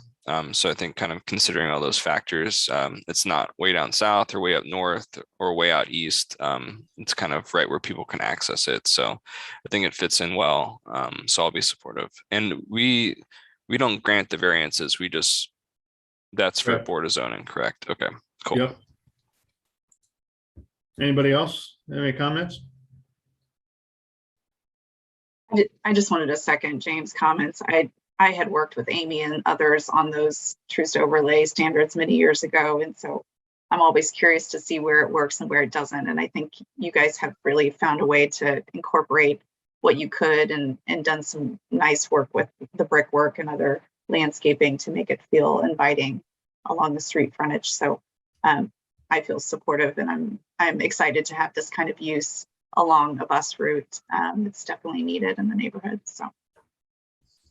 Yeah, I agree with this design. I'm good with it as well, especially for its use. The type of business that they have, they do have a lot of training from time to time, and they need this type of auditorium in order to conduct that. And it does kind of feel kind of weird when you're sitting there trying to learn something and you're being like in a fishbowl. So, but I like the overall design. I like what they've got going on there. They're a great company, so I'd like to see it move forward. With that, I'll take a motion, please. Chair Crowe, Yes. I'm for approval of docket item 3 with conditions, removing items 5, 6, 8, and 9. Second. Okay, so I got a motion and a second, and thank you for remembering the conditions this time. Lisa, can you take roll call on the motion, please? Commissioner Allender, Aye. Baker, Aye. Beasley, Crowell, Aye. Hill, Aye. Rojas, Aye. and Sadowski. Aye.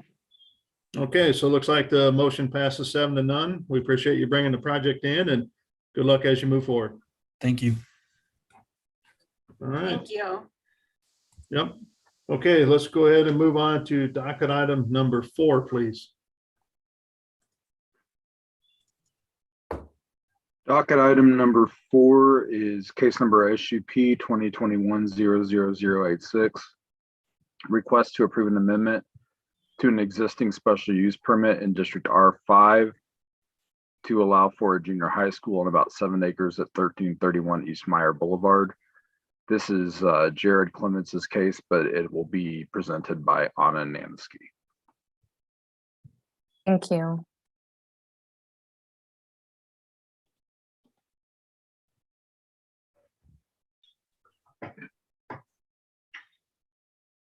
Okay, docket item number 4 focuses on 1331 East Meyer. The property is currently zoned R5, and the applicant is seeking approval of a special use permit to allow for the expansion of a school building. So you can see the location of the site on the screen. It is in the southern portion of Kansas City, kind of towards Shoal Parkway. This is a close-up of the existing site. We have the turn of Paseo where it meets East Meyer Boulevard and the Hogan Prep Academy, adjacent to an established neighborhood, adjacent to Truce. This is a perspective of the site with the existing building. The whole site is highlighted in black, and then you can see the additions in the etched marks.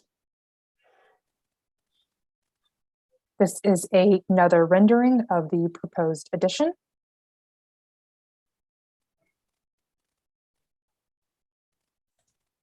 And city staff, we recommend approval subject to conditions located in the staff report. That concludes my presentation. Can you just, for the record here, this project was in not too long ago, and remind us what it was approved and why this is back now? It was approved before for like a development plan of sorts, I take it. Is that right? You know, I might need to ask Joe. Yeah, so you previously approved a special use permit for a building expansion, and they're now proposing an additional building expansion. And we've had so much turnover in my division that was 3 planners ago. So Anna probably doesn't have the background. I do know that the applicant is the same as before, so they can probably provide some additional detail about why there's an additional building addition. Okay, all right, just checking and trying to understand. Thank you. Any other questions from the commission to city staff regarding docket item number 4? I was on the same page. I was thinking, we've seen this. What are we doing?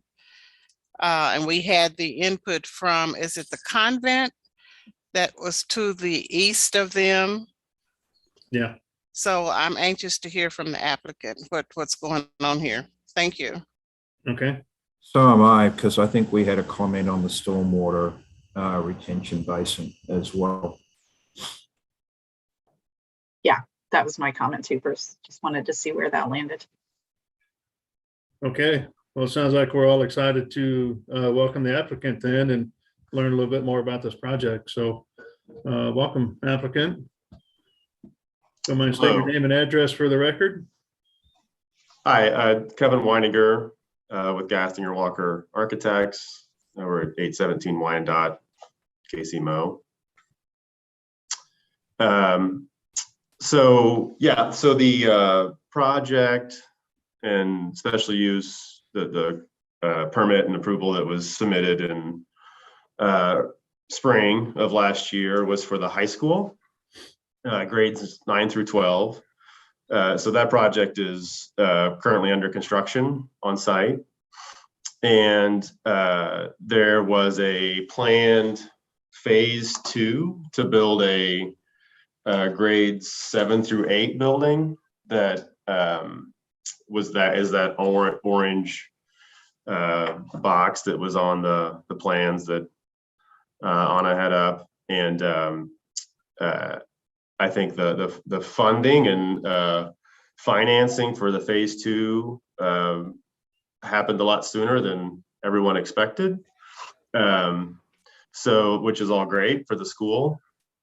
And which is why we didn't include it in the previous application, because we just weren't sure yet exactly what that was going to be. So we're back here, sooner than we thought, to build the addition, and it'll be finished at the end of 2022. The high school will be finished for this coming fall semester. So yes, we're requesting an amendment to the currently approved SUP for the high school.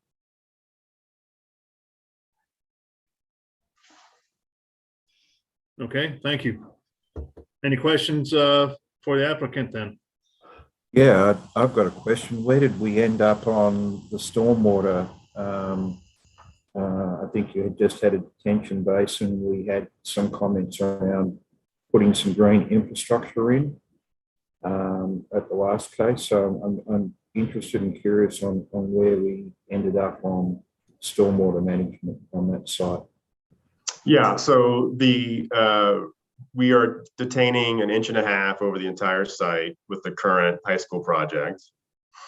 And we have detention basins along the front of the school, the high school, along the sides. And then also in the bus loop area. I can. So no green infrastructure at all. We just went detention basins. Correct. Why was that? Was that discussed around putting green infrastructure in versus just detention basins? I think it was a discussed. I'm not sure it was never placed as a requirement on the project. I think it was a request, and it was largely driven as a cost. I think we had a pretty strong suggestion that I think there was, from the last case, if I remember, there was going to be a discussion between the developer, yourself, and the city staff around green infrastructure. I'm pretty disappointed that we haven't got green infrastructure incorporated into this project.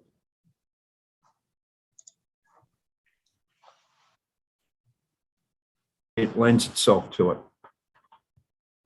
Well, and I guess I think, to Bruce's point, I think our discussion was that there was a hardship for you to incorporate an additional detention basin. And we were hopeful that maybe if there was a conversation around green infrastructure, given the scale of the site, that might lessen the cost of dealing with the entire site stormwater runoff. Does that not seem to be the case? Well, I think we're required to, I mean, I'm not sure what you asked, but the requirement was to detain water over the entire site for the previous approved special use. And that was obviously more than we were intending, or thought we were going to be required to do. I guess we were initially planning only doing the disturbed area. And I think once the requirement was to capture the entire area, the cost of that was fairly significant on the project, and had quite a few revisions during the design and permitting process that were also unexpected with city staff. So it ballooned to a point that we had to, we had to keep it as economical as possible. So because I just think it's helpful for us as a commission to understand this, you found it to be more economical to keep a traditional stormwater detention system versus a green water system to manage the rest of that site. Yes. Runoff. Okay. Yeah, and I think there was I think Commissioner Allender mentioned on the last call that there was maybe some potential cost sharing from the city standpoint, but none of that came to bear. We've asked about it. I'm not really sure what program that would be. I mean, I understand there's a green infrastructure program, but there was really no pathway provided for that. So I'd like to hear from Stacy or others if they could comment on the staff side to that. We were hoping that would have been a more fruitful conversation. So can I add a little bit to that conversation? Actually, I'd like to know, how does this new building affect this runoff discussion? Well, it does not, because we were already capturing 1.5 inch detention over the entire site. So that, basically it's the current project is taking care of stormwater detention for the entire site. So the building itself doesn't affect how the runoff takes place? No, I mean, slightly, but there'll be some slight grading adjustments. I mean, so the white is the current high school, and the orange is the addition. The orange area is very flat currently. So there'll be some minor grading adjustments just to get the obviously water flowing away from the building and into the planned detention system.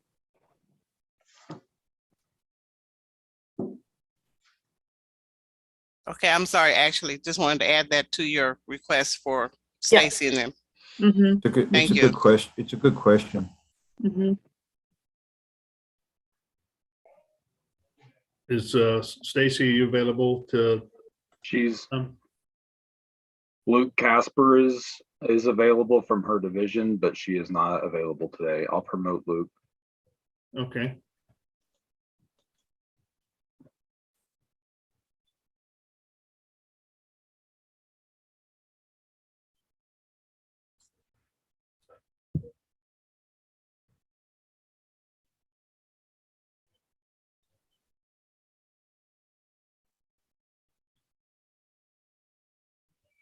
Good morning, everyone. Can you hear me? Yes. Good All morning, right. Lou. Good morning. I apologize. I don't know. I'm not real familiar with this Zoom. So as far as the camera, I was looking to see, let me see, start video. Yeah. Hey, you got the camera block there. Good morning. So I apologize that I'm not, 100% privy to the previous conversations that Stacy may have had regarding this, but I could speak for the requirements that we would have for this, with this being in a combined sewer overflow area of the city, meaning that all of the stormwater is going to go into eventually to a sanitary system where it's treated. The requirement that we would hold would be the 1.5 inch detention over the disturbed area for construction. So we would hold them to 1.5 inch for the areas that they're disturbing for that CSO requirement. But what he's explaining is that they've provided 1.5 inch detention for the entire site. So they're going to be conservative in the stormwater. That will lead to be conservative in the fact that they've got some areas that they're obviously not disturbing. So I think what he's trying to explain is that the detention that they're going to put in for that site is going to would cover 1.5 inch of stormwater covering the entire site, as opposed to the area where the building expansion will take place. When we review the plans, we will look at all their drainage study, make sure that the calculations that they provide would cover enough for the disturbed area, but they've went conservative and provided it for 1.5 inch over the whole site. So I hope that maybe explains, is that the direction that we were looking there for the explanation?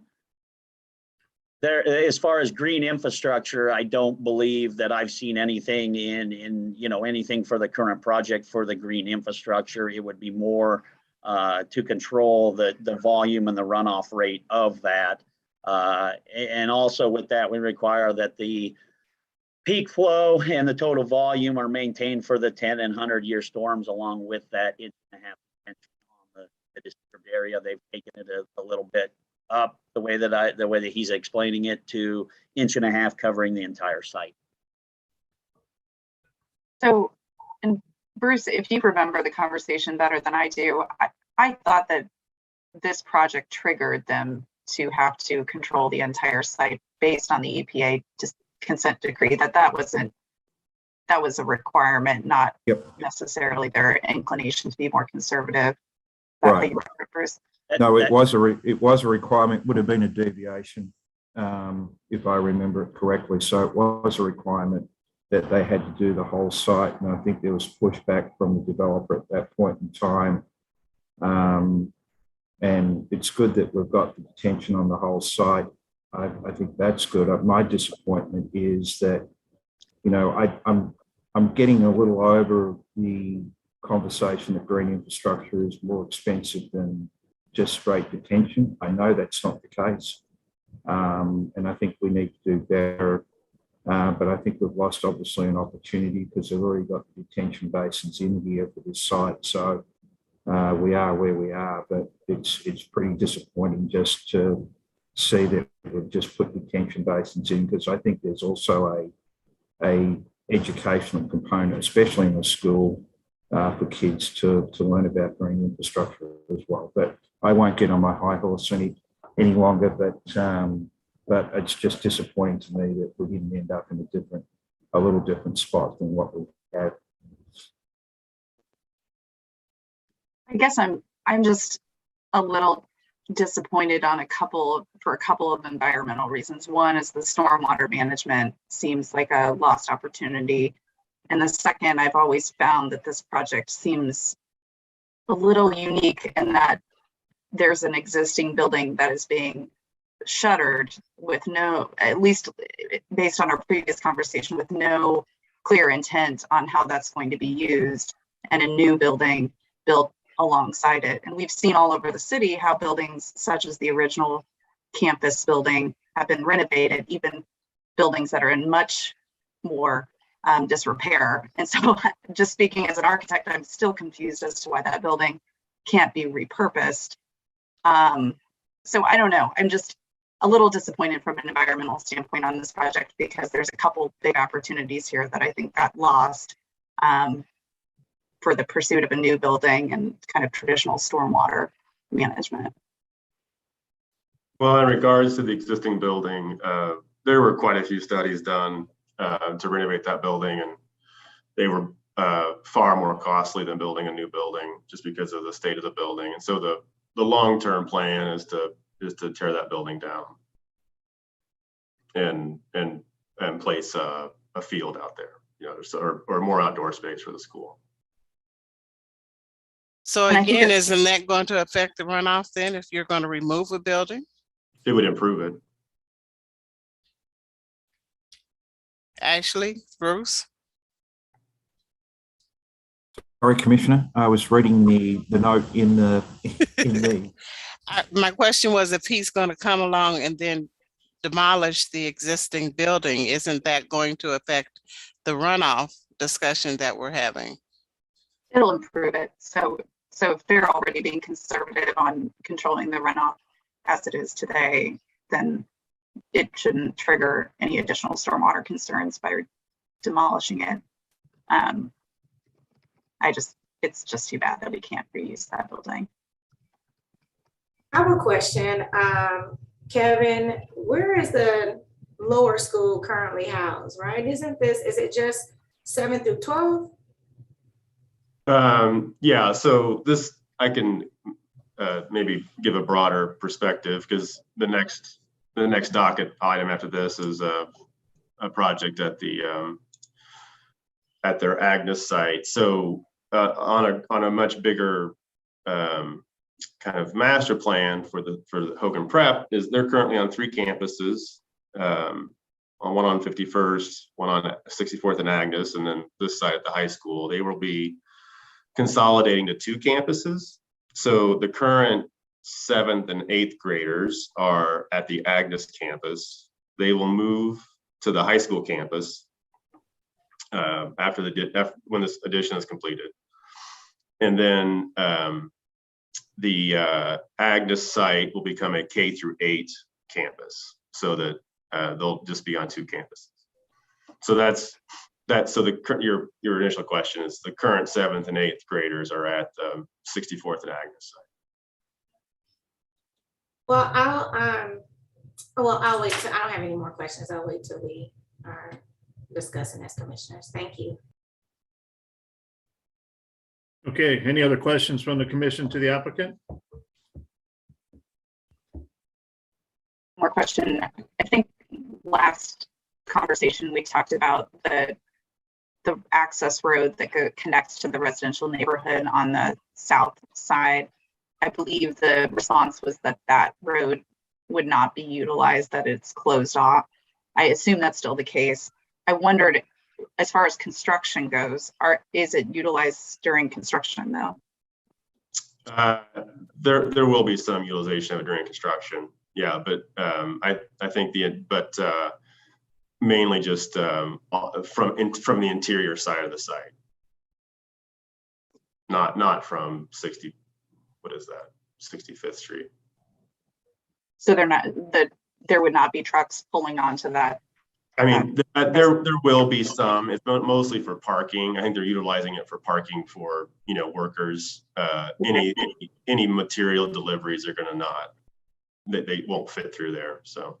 Okay, so this would just be regular truck, car, and but the long-term intent, yes, is that that gate will be closed. That's at the 65th Street side, and that drive will not be utilized.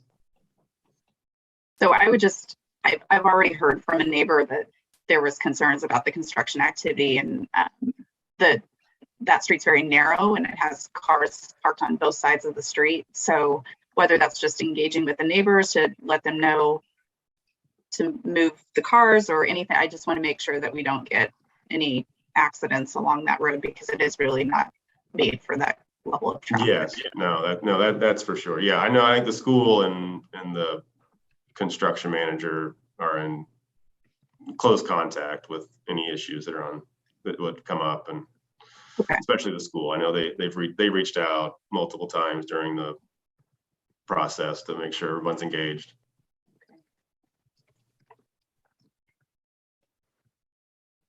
Okay, any other questions? All right, seeing none, let's go ahead and open it up for public testimony. If there's anybody out there that would like to speak regarding docket item number 4, please raise your hand and you will be called upon. Promoting Jamie Berry. Okay.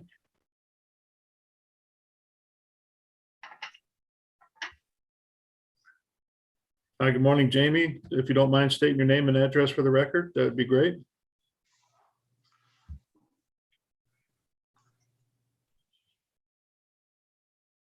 Sorry, let me get on the screen so everybody can see me. Good morning. My name is Jamie Berry. I'm the current CFO for Hogan Preparatory Academy. I'm also a local Kansas City resident. I live at 9006 Bellevue Avenue here in Kansas City, Missouri, zip code 64114. I want to thank you all for your thoughtful questions regarding our project, and also apologize that it's been a series of projects instead of one single cohesive project. As you might imagine, as one of the larger charter school organizations here in Kansas City, we've been struggling with how to upgrade our facilities, and we are currently spread over 3 locations in Kansas City. And this plan, of which you'll hear the third another part directly after this, is our attempt to consolidate our campuses from 3 locations to 2. We are moving 7th through 12th grade to the current high school location, as you're hearing. And then here in a minute, we're going to talk about the Agnes location, where we're wanting to make a small addition so that we can accommodate our K through 6th grade students at that location. Funding for this project has been a challenge for us because we are a charter school. We do not have access to public bonds. And so I just want to make you aware that we have pieced that together, pieced our project together as funding has become available. We have found a very significant partner in an organization called KLS2, which is a subsidiary of the Walton Family Foundation. We are their first charter school project here in Kansas City, Missouri. In fact, their first charter school project in Missouri. They help support and build a number of charter schools in Arkansas and Oklahoma, and are now kind of spreading a little bit throughout the Midwest. They originally approved funding for the high school project, the 9 through 12 building, which is well underway. And the 7th and 8th grade building and the Agnes addition were approved by them at the end of last spring. And so we've been planning for that in moving forward. We do have plans, as you all have heard, to eventually tear down the existing high school building. Our current plan calls for a new athletic field to go in that location. If y'all remember, we're currently building on our existing athletic field. So we do not have an athletic field available to us currently. Our plans, again, are to tear down the existing building and to kind of flip-flop the floor plan. Ashley, I heard your comments about the environmentals on the building. We've spent about 3.5 years in this planning process, and we first started looking at the renovation potential for the existing building with asbestos and just end-of-life issues with the building. It was cost prohibitive to be able to renovate it in a way that was going to make it useful. So please know that that was our preference. But when, at the end of the day, we were simply addressing asbestos and replacing windows and some of our systems, and still didn't have an interior building space that was configured to meet today's learning standards for our kids. The updated facility does that and should hold us in good stead. I did want to address the issue about detention. We have done water detention for the entire site. That was a requirement of the first project plan for our 9 through 12 building. We did look at doing something that was more environmentally friendly. I will just restate what Kevin said. It was cost prohibitive for us. And simply not affordable. The additional detention for the entire site was something we had not planned on. And so having to absorb that in our existing budget was a challenge to begin with. So I did want to let you know, we've been on this site for a very long time. We are firmly committed to the urban core and to the areas that our students populate. We're just asking that you all work with us in a way that will help us create updated facilities for the students in our city who perhaps deserve them most. And at the same time, meet as many of these standards and requirements as we can, while still being able to afford this overall project. I'm happy to entertain any questions. Ashley, I did want to also say we've been in active conversation with the neighbors. If you hear anything, please point them back to us. We very much want to work with them in addressing any issues that they bring forward. Jamie, thank you so much for your comments. I was just wondering, do you have an email address that you could put in the chat that we could just share with neighbors? Or Absolutely. I would be happy to do that. I will do it right now. Okay. Who's sharing the screen, by the way? Can they stop sharing, please? I think that's Kevin. Thank you. Thank you all. Any questions for Ms. Berry regarding some of the comments on the school? I just would like to say that was helpful. Still think that green structure, what we're seeing across the nation, is now becoming very cost effective, but understand if that's what they've looked at, we are where we are.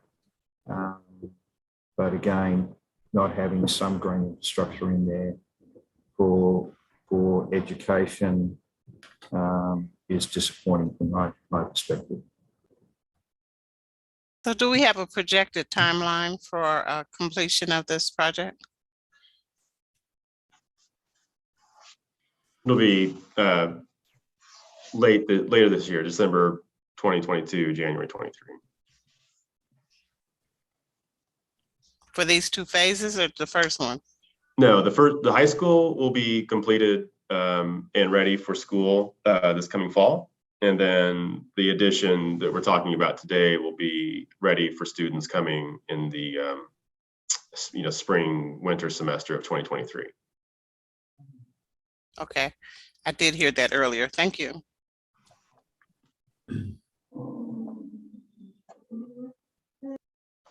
Okay, is there anybody else out there from the public that would like to speak regarding docket item number 4? No one else has raised their hand. Okay, so we'll go ahead and close all public testimony at this time. And from there, anything else, applicant, you'd like to state before we close off all testimony? No. Okay, so at this time, we'll go ahead and close all testimony for docket item 4 and speak amongst the commission. Anything anybody like to state at this point in time? If not, I'll take a motion, please. I would just like to add a few comments. I am in general agreement with Commissioner Allender and Sandusky that it's a lost opportunity to connect learning in the classroom to learning outside the classroom, particularly for Hogan, because we see not only just local, but a national push to diversify STEM and STEAM careers. And this is a school that serves overwhelmingly low-income kids of color, Black and brown, and probably majority Black. So I do think that that was a lost opportunity. And I certainly hope that Hogan intends, as it moves forward, to think about how to have real world learning experiences with high schoolers. Having said that, I also am very excited about this new project and development. Having worked in education, it is extremely difficult to get financing for schools in general, but just in our city, east of Truce, it is extremely difficult to get folks that are willing to invest at a scale like this. And when you look across the street and see the beautiful, magnificent building of Kaufman School, and when you look at kids that have to walk in every day to the old Hogan, which, by the way, our former mayor, Mayor Sly James, graduated from, so that gives you an idea that it is operated with kids in it with a lack of like major renovations. And so I am excited to see kids get a brand new building, to see that corridor improve. We still have the Landon Mall across the street that I wish someone would do something with, but this is turning into an education corridor. You have Brookside Academy, Kaufman School, Hogan, you have Academy Lafayette, not that far away, as well as University Academy. And all of those have exceptional buildings. So I wish this project luck. I will be in support of anyone who wants to make a motion to approve this with conditions.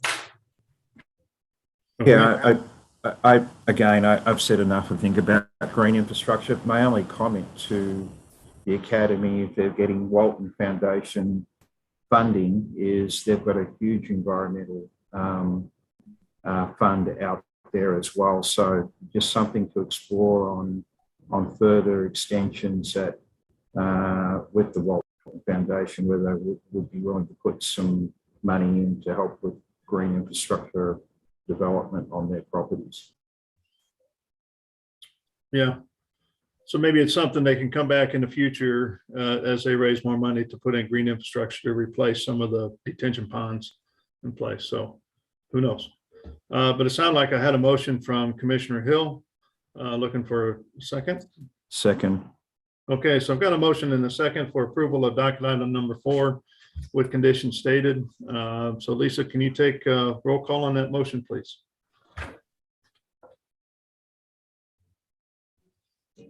Commissioner Allender, Aye. Baker, Aye. Beasley, Aye. Crowell, Aye. Hill, Aye. Rojas, Aye. and Sadowski. Okay, so it looks like the motion passes for approval of docket item number 4. Is approved 7-0. We appreciate you bringing that in, and good luck moving forward, and we'll see you here on the next case as well. So with that, Joe, let's move on to docket item number 5, please.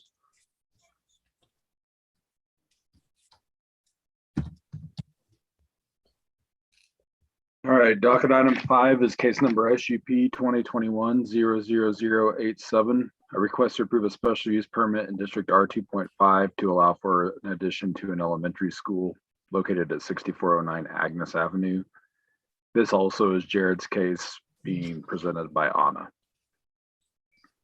Thank you.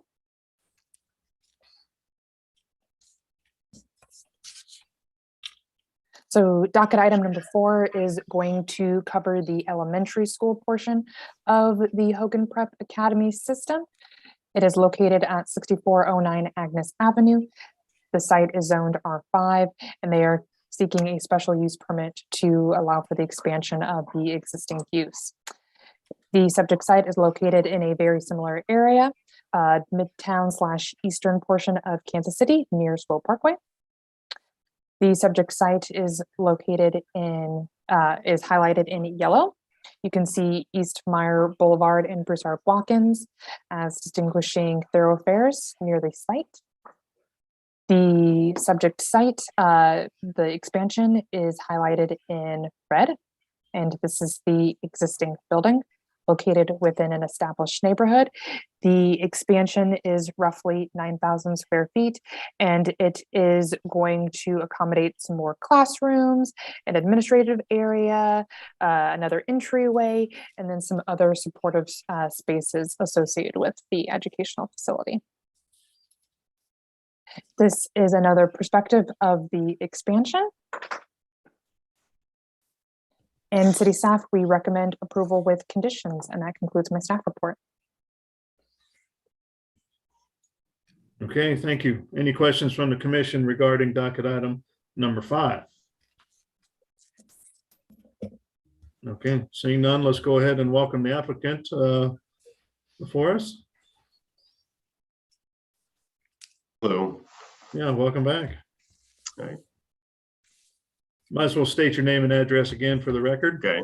Yeah, And- Kevin Weininger with Gastinger Walker Architects, 817 Wyandotte, Kansas City, Missouri. Okay, and Ms. Berry, are you joining in as the applicant as well on this one?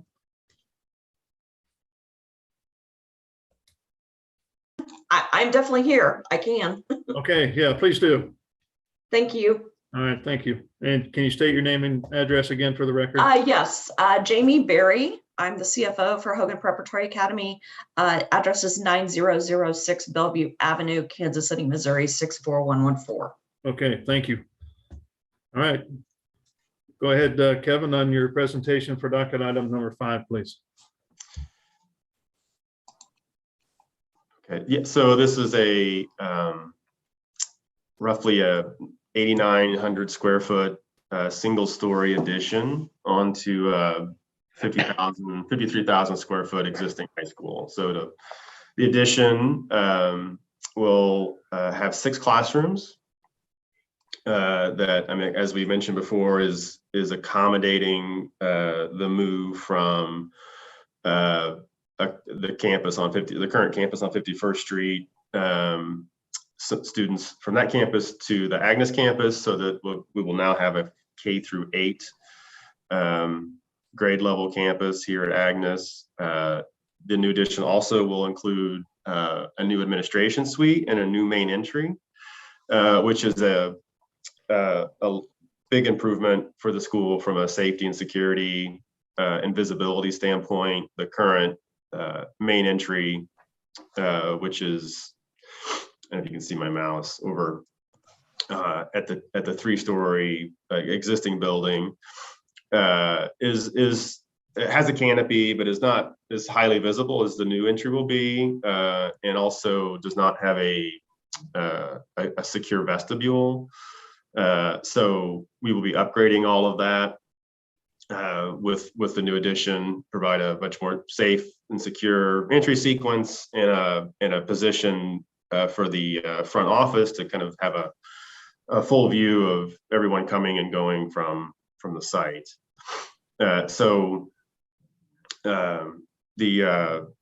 Architecturally, the existing building kind of has a 3-story wing, and then it steps down to a 1-story addition that was, I believe, maybe in 1960s vintage. And so the addition is to the south side of that 1-story volume, and is also 1-story, so that it keeps the scale of the building sort of on its south end lower, and in keeping with the scale of the building. And it still also leaves quite a large lawn area to the south portion of the site. North is to the left here, and it provides a new sidewalk out to the current public sidewalk on Agnes. It's kind of a view at the main entry.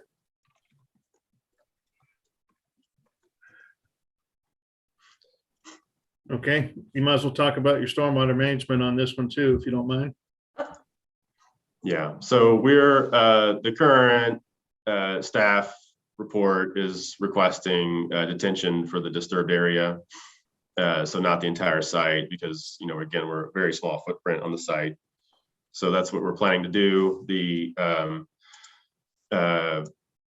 Again, we're going to provide the low point of the site, is in the upper left-hand corner of this current view. And so we'll have a detention basin there that goes from the new building to the new basin, and then from the basin out to the street, all in new piping. Part of the coordination with the city staff was that we could not connect into any existing stormwater infrastructure currently on the site. So that's what we're planning to do. Okay. So where the building is less than 2%, is adding less than 2% impervious area on the entire site. We are, and so I don't know, like I said, coordination with city staff throughout the DRC and after, is we were being required to only capture what's what we're disturbing. Okay. So can I just ask a question then? Did you consider putting green infrastructure here versus detention basin?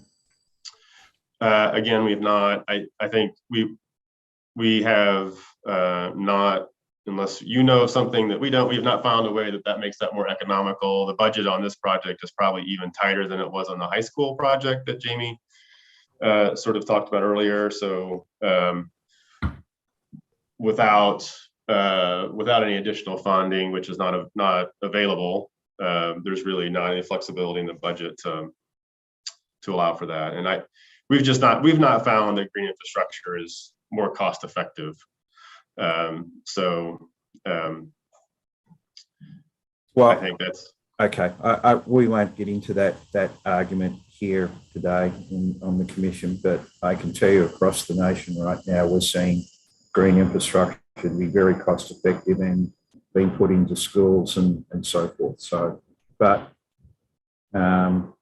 you've obviously done the costs and you've done the comparison. But again, it's an opportunity from an education perspective, again, with kids to be able to put something in there and have an education program around it. Yeah, and we understand that. I mean, and we obviously always incorporate it into our school projects when we can. But almost everything on a building can be an educational opportunity for a student. So it kind of does come down to when the budget is as tight as we are, having to work with what we have and finding education opportunities in as many places as we can. I think just the green infrastructure piece just did not fit in the equation on these projects. But we completely understand the position. Did you do the analysis or? We have, yeah. So we've worked closely with, Cowden Gordon is our construction manager.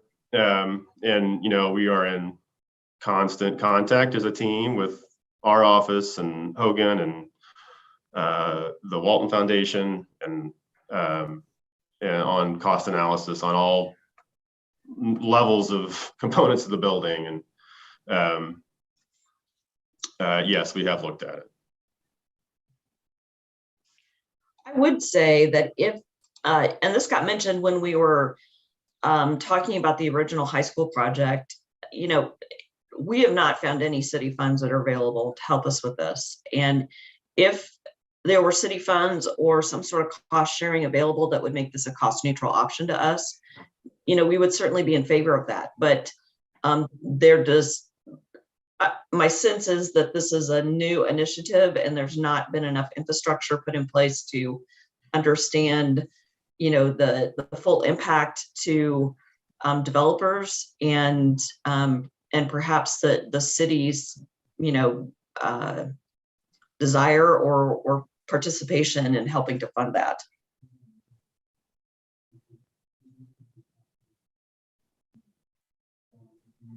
And I think the cost differences are, in the grander scheme of things, are not huge. I'm not saying that it's the differences are enormous, but it's just when budgets are as tight as we have, any cost differences is the difference. And we've had to make some tough decisions on many areas of the project. And but like we said, it's like mentioned earlier, development on this side of town for a charter school on top of it is extremely difficult. I think this is probably the largest development of a charter construction project in quite some time in Kansas City. So and that's not because of the needs not there, it's because the funding's not there.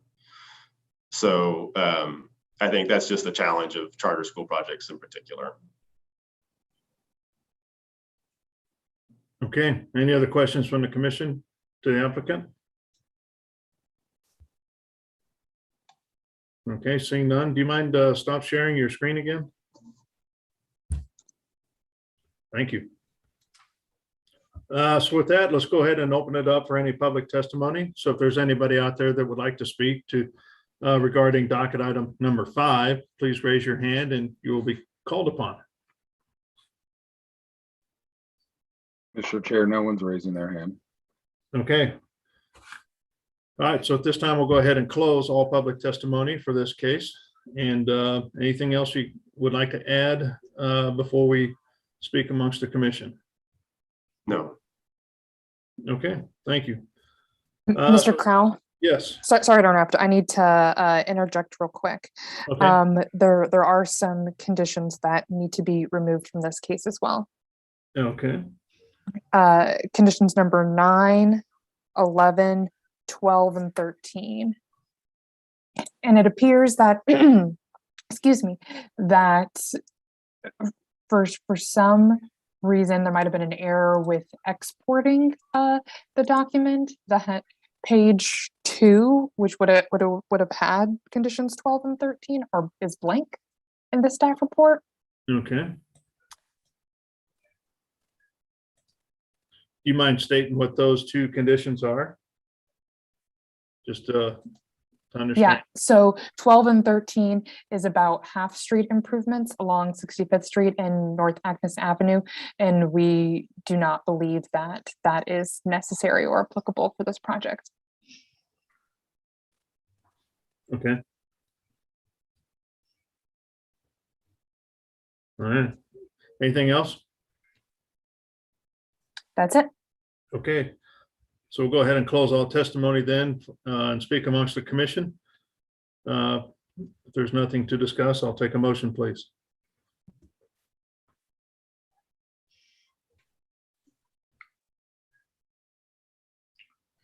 Motion to approve with conditions 9, 11, 12, and 13 removed. Second. Okay, so I've got a motion and a second for approval of docket item number 5 with the removal of conditions 9, 11, 12, and 13. So Lisa, can you take a roll call on that motion, please? Commissioner Allender? I can't hear you. Sorry, aye. Baker? Aye. Beasley? We've lost her camera. You away? Yeah. Let me see if she muted. She's not muted. Okay. Okay, well, Crowell, Aye. Hill, Aye. Rojas, Aye. and Sadowski. Okay, so it looks like the motion passes 7-0. We appreciate you bringing it in and appreciate your time working with us here on these 2 cases. And so good luck as you move forward. Thank you all very much. Yeah. Okay. So with that, I guess we're ready for docket item number 7. Is everybody okay? It's 11:20 right now. Does anybody need a break or we're doing good? We've got basically, what, 3 cases left? All right, let's move ahead then. Docket item number 7. Docket item 7.1 is case number CPC 2021-00192. Request to approve an amendment to the Shoal Creek Valley area plan to change the recommended land use from mixed use neighborhood and residential low density to commercial in order to allow for the proposed use and rezoning. Staff is recommending a dismissal of this case, by the way. Docket item 7.2 is companion. It is a request to rezone the same property from District R80 to District AGR, which is agricultural residential, to allow for horticultural services use on 3 acres at this location, which is at the southwest corner of 96th and I-435. And docket item 7.3, case number CPC 2021-00191. A request to approve a development plan for the proposed horticultural services use at the same location. Shu Wood is the staff planner. Good morning, everyone. It's getting close to the noon. This case, which is the last case on the docket today to be heard, has 3 companion cases as stated by Joe. There is an area plan amendment request, a rezoning, and the development plan. The property is generally located in the northland, right by Highway 435 and Northeast 96th Street. The land itself contains 37 acres, and the applicant proposed to for this development plan of rezoning only for 3.3 acres located on the northwest corner of the 37 acres, as you can see on this map. Currently, it is zone R80, which is a residential zoning district, and the surrounding land use and zoning district, including B3-2 to the other side of Northeast 96th Street, which is currently undeveloped. There are also single-family homes along Northeast 96th Street, and this property to the north, to the south and the west, it's zone R80, is heavily wooded. There is a baseball field located to the southwest. Currently, there is a golf driving range located on the site, and the site the applicant proposed for development has an existing building, as you can see. Then I want to mention one more item here for this site. That's Northeast 96th Street. Currently is not improved, but it is planned for a future expansion and construction as a parkway designed by Parks. Here's the view looking east on Northeast 96th Street. The existing building, as I mentioned earlier, is located to your right hand. Here's the view looking west on Northeast 96th Street. This is the view from the golf driving range, and currently the golf driving range and the proposed site are sharing the driveway access. However, the applicant proposed to construct a new driveway access from its west corner, as you can see on this development plan. The applicant proposed to construct a new building located in the middle of the site to the east of the existing building that provides roughly 7,200 square feet, which includes 1,000 square foot for office uses and 6,000 for equipment storage and other accessory uses to their businesses. The businesses has been determined by staff to be horticulture and landscape maintenance. As you can see, the applicant proposed 18 parking spaces on site around the accessory building over here. The applicant did not propose a utility plan or a subdivision plat along with this development plan. The applicant proposed to build a water well located to the west side of the proposed new building, and a septic system located to the east side of this building. Here is a landscape plan has been provided by the applicant. The applicant focused on screening and providing landscape around the office area, which is located on the north side of the proposed new building, and along the east area that's buffering the existing golf driving range and the proposed use. There is no street tree has been proposed by the applicant, and staff mentioned that in the condition, and I'll get to the condition here in a second. And these are the building elevations provided by the applicant. The building is roughly 27 foot tall and has a country looking. The majority of the building is constructed by metal panels in the earth tone color with some evergreen looking roof. And here's the site elevations provided by the applicant for the new building. This is the floor plan provided by the applicant. As I mentioned earlier, there is roughly 1,000 square foot for the office use for this new building, and the rest of the building, it will be used for equipment storage and accessory uses. These are some renderings captured by the applicant. Also, there is a material sample provided at the bottom left corner. This proposal to rezone the existing R80 to AGR, which is agriculture residential, to accommodate the use for horticulture uses on this site, staff generally supports it. However, the area plan amendment, staff believes it's not necessary, so we recommend dismissal on the application for area plan amendment. And for rezoning without plan, staff recommend that application to be approved without condition, as we usually do. And then for the development plan, staff recommend approval with conditions. I do have a set of highlighted conditions over here. They're mainly addressing the utility comments from different departments and divisions. Staff has received the comment from the applicant regarding to request to remove a set of conditions. We can get back here after the applicant make a presentation, but staff generally recommends to hold up to the conditions as stated in the staff report. That concludes my presentation. Now open to questions. You remind me, how big is the building again? The building, the proposed new building has a total square footage of 7,200 square feet. 7,200? Yes.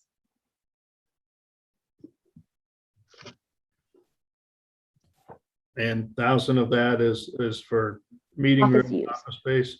Right.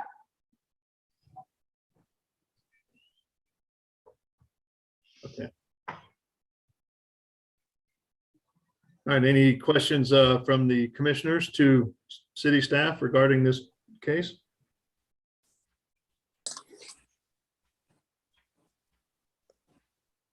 Okay, seeing none or hearing none, let's go ahead and welcome the applicant for docket items number 7.1 through 7.3. Thank you, Mr. Chair, members of the commission. My name is Patricia Jensen with the Rouse Fretz Law Firm with offices located at 4510 Bellevue today. Joe, have you promoted Zane Patton to?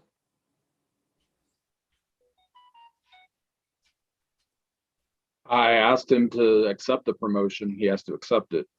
Okay, Zane, you need to accept, well, just a second. Let me text him so he knows. I believe Zane Patton has been promoted to the panelist. Oh, I'm okay. here. Thank you. So, Mr. Chairman, members of the commission, I represent Zane Patton, who operates a small business in Kansas City, Missouri called Patton Lawn and Services. There are some related entities dealing with the golf driving range. It's certainly owned by the Patton family interests and various people within the relationships of the Patton family. Just a little bit of history. That golf driving range has existed for a number of years. I would guess, and Zane can correct me, at least 20 some years.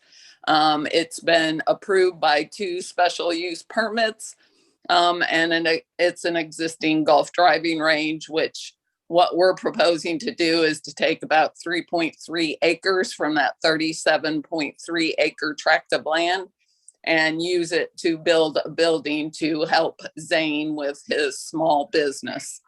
The existing golf, and we really don't have any issues with the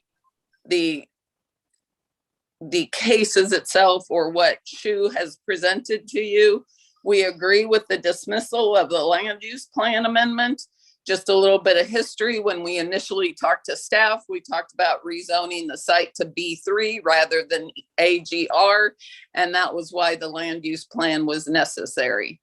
Following our filing of the applications, the staff determined that our use is permitted in the AGR zoning district, and they expressed their preference to rezone our site to AGR, which we did not have an issue with as long as our use is permitted there.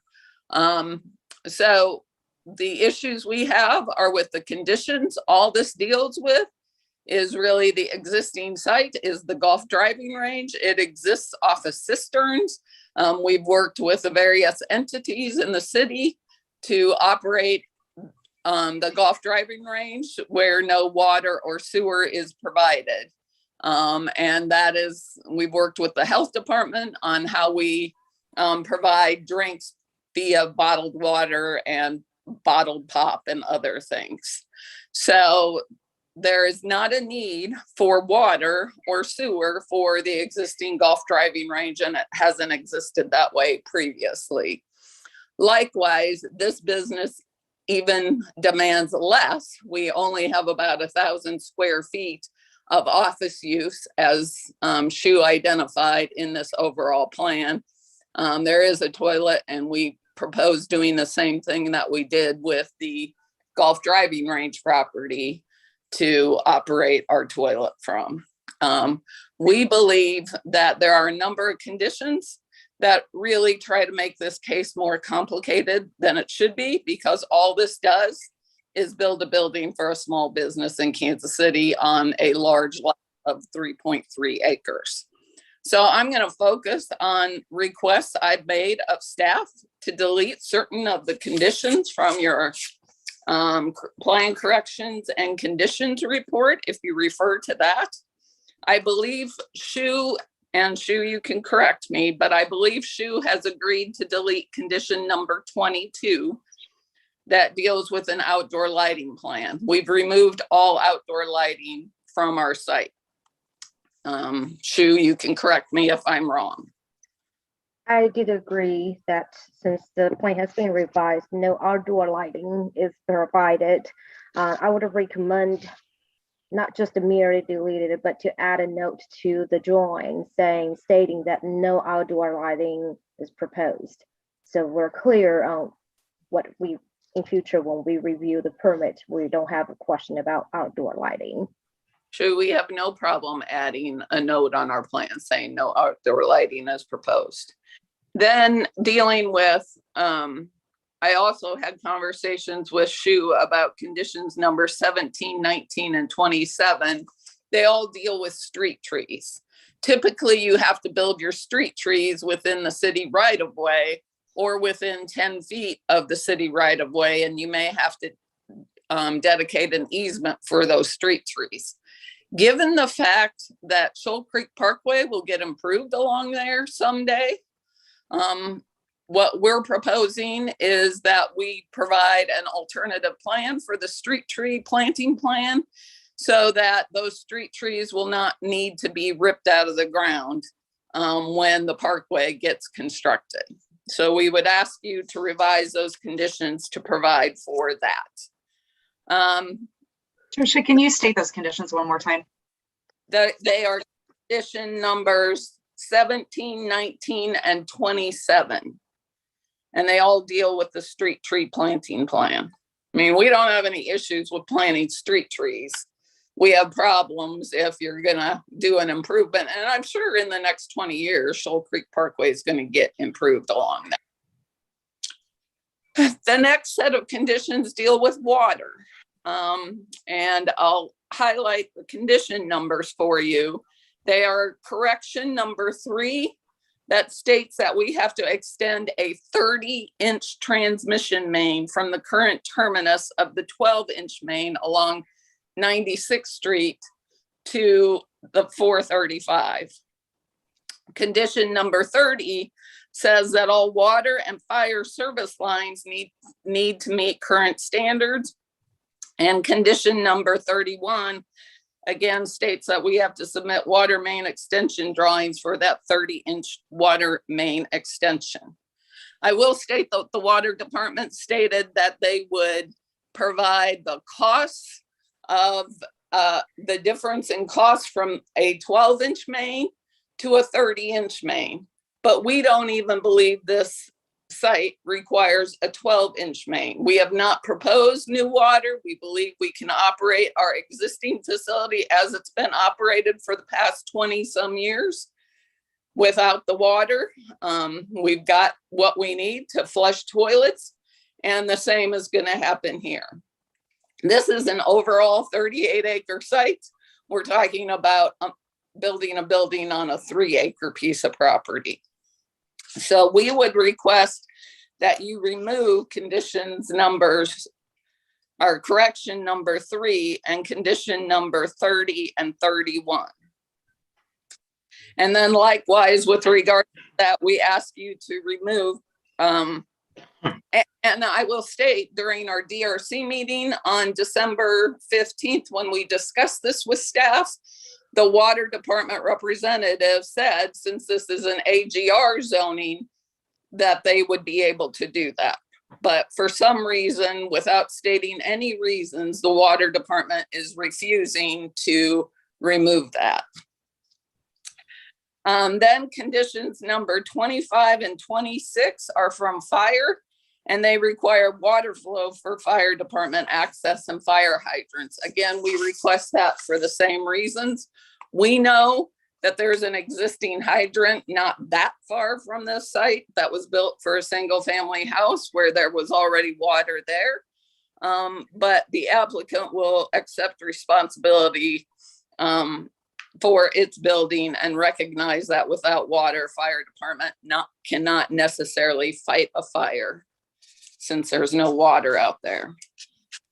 And then finally, the last set of conditions deal with conditions from the Land Development Division, and they all deal with the platting requirement.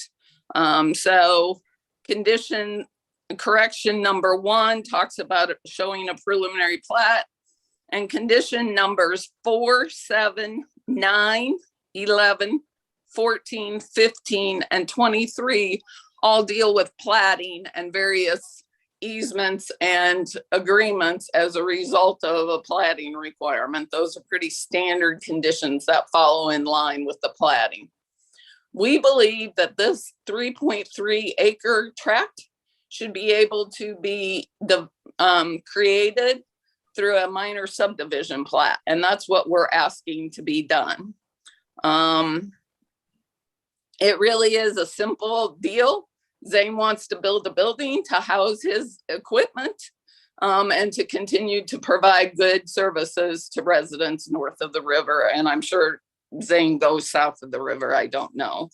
But we request that we have the ability to use the minor subdivision plat process, because all it is removing this 3.3 acres from the 37.3 acre to create a lot for the new building. Zane, would you like to add any more information about your business and your operations? Yeah, first off, thank you everybody for your time this morning. I'd just like to say, yeah, I mean, I'm a small business owner in the Northland. I've grown up in Liberty. I had 3 employees back in 2010, and we currently employ over 25 employees. We're really just looking for a place to we can go and store our equipment, expand our business, hire new employees. And I think the location we're proposing is a great opportunity for all of that. The Site 1 nursery is on the east side of 435, which we frequent on a daily basis for materials and horticultural products. And I just, think it's a good location for us to expand and, look forward to continuing to grow the business in the Northland and moving forward. And Chairman and members of the commission, I certainly can repeat what our requests are as far as deleting items. We are available to answer any more questions. We would request that you approve these cases, the zoning without any conditions and the development plan with conditions, subject to revising the conditions as stated.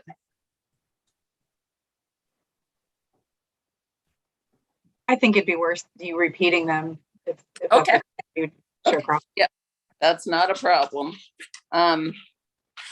So it's removing correction number 3 and removing conditions 30 and 31, 25 and 26, 22, clarifying conditions 17, 19, and 27 to state that we add a note on the removing those conditions and stating instead that we add a note on the plan that indicates, or that's on number 22, sorry. I'll start again, sorry. So it's removing correction number 3, removing conditions 30, 31, 25, and 26. Revising conditions 17, 19, and 27 to state that we can also show trees with an alternative planting plan. Revising condition number 22 to state that we add a note on the plan to state that we won't have any outdoor lighting. And then to remove correction number 1, condition numbers 4, 7, 9, 11, 14, 15, and 23.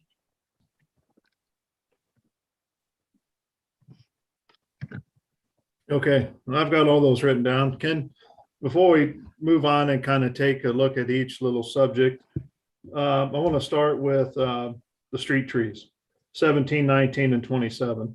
You said you would propose an alternative plan simply because Shoal Creek Parkway could be expanded to this area. What is that alternative plan? The alternative plan will be to build the street trees that we are required to install, but we will set them back further than what's permitted under the code right now to provide for the day that Shoal Creek Parkway gets improved, so that those trees don't have to be removed and we don't have to lose the growth of those trees. You don't need to do alternative compliance for that. You just need to plant them in accordance with where the street will be built. We have those design plans. Okay, Joe, it was Shu who told me to propose an alternative plan.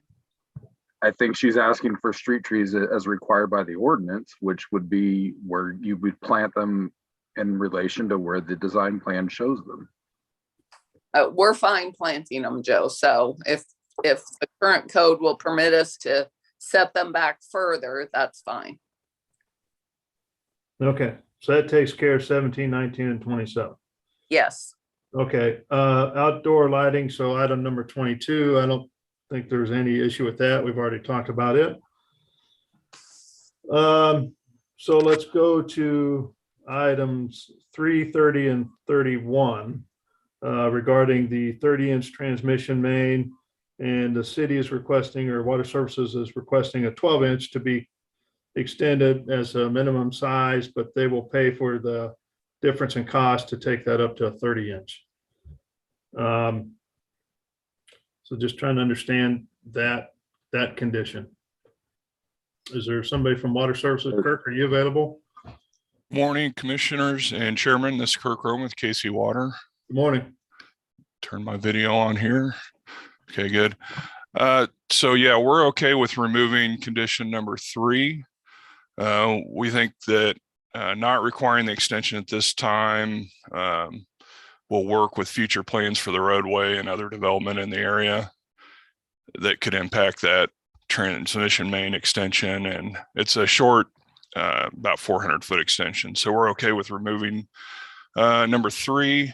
Number 30 and 31 are basically related to following our rules and regulations for service lines and for main extensions. So if those aren't going to get done, then we're okay with removing those as well. We are recommending requiring connection of the sanitary sewer to the sewer interceptor that runs along the creek on the south side of the new property to a manhole instead of having a septic system leach field. And that's also similar to condition number 14 by LDD. And that's all I've got. Okay, good. Don't go away yet. Okay. So just understanding from the applicant that water service, you're going to use a cistern or bottled water or something of that nature. Is that what I heard? Yeah. Zane, do you want to expand on how you operate now? Yeah, I mean, absolutely. I mean, and the biggest thing for us is, I mean, during the day-to-day operations, I mean, my employees, including myself, are limited at how much we will actually be at the facility. The person that will spend the most time there on a daily operation will be our bookkeeper, who only works part-time. So, I mean, for my guys using facilities and things like that, they're normally on the road. They stop at Quick Trips and things like that. This is only, access for somebody to use the restroom either in the mornings when they arrive to work or when they, are leaving in the afternoons. For the most part of the majority of a day, there won't be anybody even at the facility except for a part-time secretary. So that's why we were proposing the septic system, which is exactly the same, process and equipment that the driving range has used for over 26 years. And they have way more traffic in and out of their restroom than what we would ever have in the restroom that we're proposing in our building. Okay. And you're okay with that, Mr. Rome? Well, our recommendation is that they do connect into that sewer. It's only about 150 feet away, and it's going to provide a lot better health for the people that are there in the long term. Okay. And I guess the other one I'm talking about too is the water line extension. Right. We're okay with removing that Okay. correction or condition. Okay.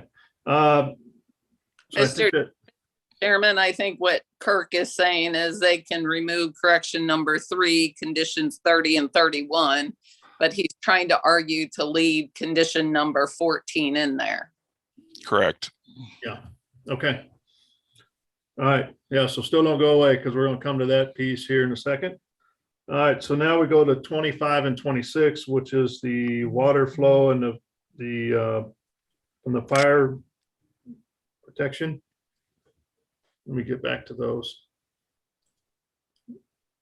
So, Ms. Jensen, you're looking to remove those and instead, so you won't have any fire protection for your building that's 7,200 square foot.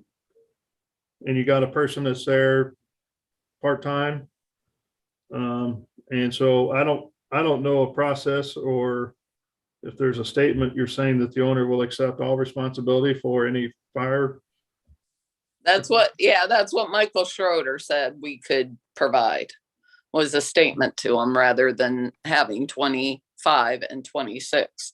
If we move Can you remind me who Michael Schroeder is? He's with the fire department. He's in a fire. Okay, so how do you do that? We'll provide that to the fire department, whatever statement they want. This is Mike Schroeder from fire. Okay. On that, Patricia, I misspoke. We have to have a hydrant. I went back and looked.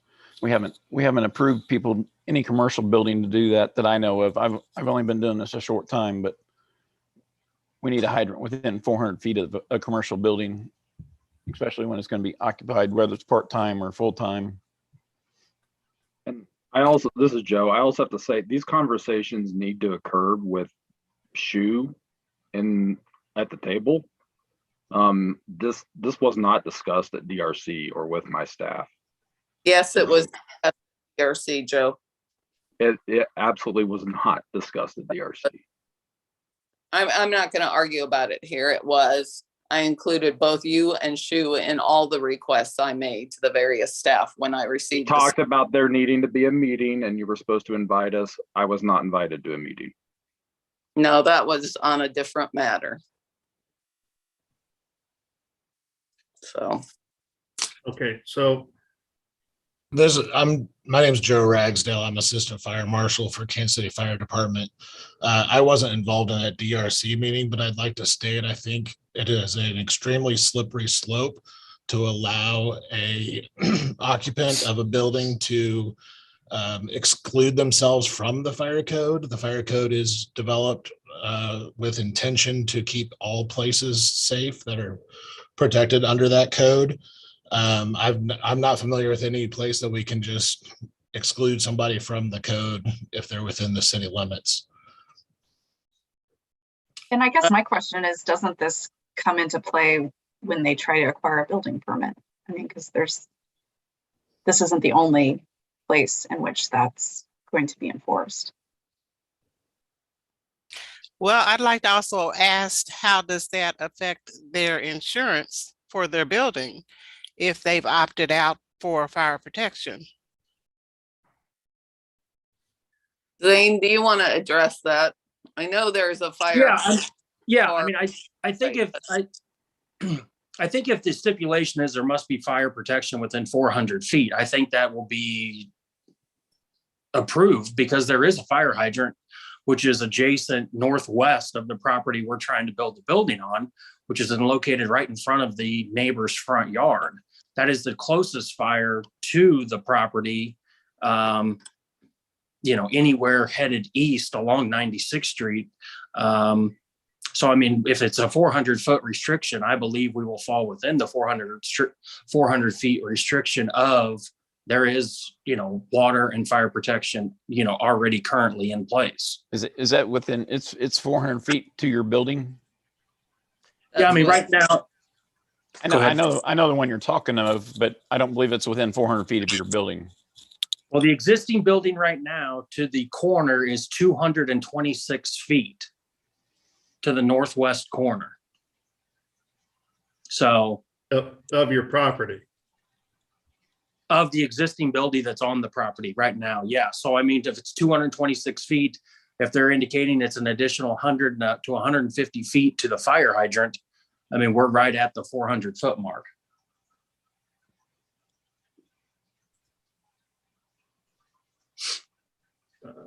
If we're within the 400 feet, then that would be within the fire code for this structure. Being outside that 400 feet, if you're parking vehicles inside the structure, you have an increased fire load. There's possibility of having a flammable and combustible liquids permit, depending on what you're using and storing inside that facility. So I would not be inclined to approve if it's less than 400 feet distance. How do we confirm that? This is Shoal. I did a rough measurement on parcel viewer based off the fire hydrant they're talking about. And again, this is just a rough measurement. There is no proposed utility plan, which is done by the surveyor to guarantee the accuracy. So I'm just speaking based off information that I have. And that's just a rough measurement. But from my rough measurement, what I believe is from the existing hydrant in front of the existing house on the north side of Northeast 96th Street, referred by the applicant, from that point to their existing buildings, northwest corner, which is the closest, and I just did a direct straight line, that is a little over 500 feet. If that is the case, their proposed building is located east of the existing building, which I did another rough measurement. And again, this is just based off my rough measurement. It's about the 600 feet, a little over 600 feet at least. So I can confirm that, Shoe. I looked at the maps as well. Okay. I can confirm those distances are good rough distances. Thank you, Kurt. Okay. So with that, it sounds like, so we need to be within the 400 feet, but I guess it does need to be confirmed by a surveyor. So I'm frankly not comfortable removing 25 and 26. So then that takes us back up to, what do we do with 30 and 31? Those are just the water lines. So, I mean, I think we can look at the fire hydrant distance, the existing one, and confirm some things. Yeah, but if you need to run a fire hydrant that requires a water line extension to get within that 400 feet, so those two conditions still apply. 25 and 26. As well as 30 and 31. No, that dealt with a third transmission main, which should not be required at all. That was just to serve the city's overall water department system. I think we would be okay if the condition said if a service line or if an extension is necessary, these are the rules and regulations that would need to be followed. If that's okay with you, Patricia, and the commission.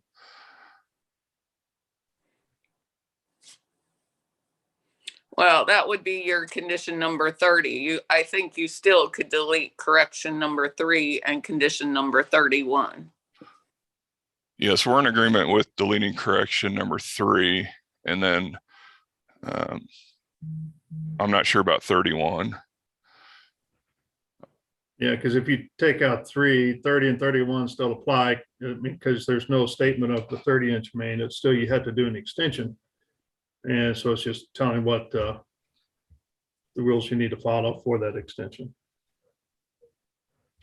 Chairman Wilson for that. Can I make an observation? I feel like this meeting is operating more like a DRC meeting than it is a planning commission meeting. And I'm just going to say, as much as I want, this seems like a fairly straightforward project in terms of the use, but in terms of these conditions, I don't think we have the ability to truly navigate this over the course of this Zoom call. So I'm going to be a no on this because I don't like seeing cases this rough presented to the commission. I'd like these conditions to be worked out prior to us coming, but I just wanted to make that observation. I'm happy to let people talk further, but I would prefer to see this pushed out. Yeah, I agree with you. I mean, we're negotiating on the fly here without knowing all the distances and the conditions. We've still got 14 to sort out. I'd rather that this be done by staff and the applicant, and they come back and we've got a clean lot of conditions to review and approve. Okay.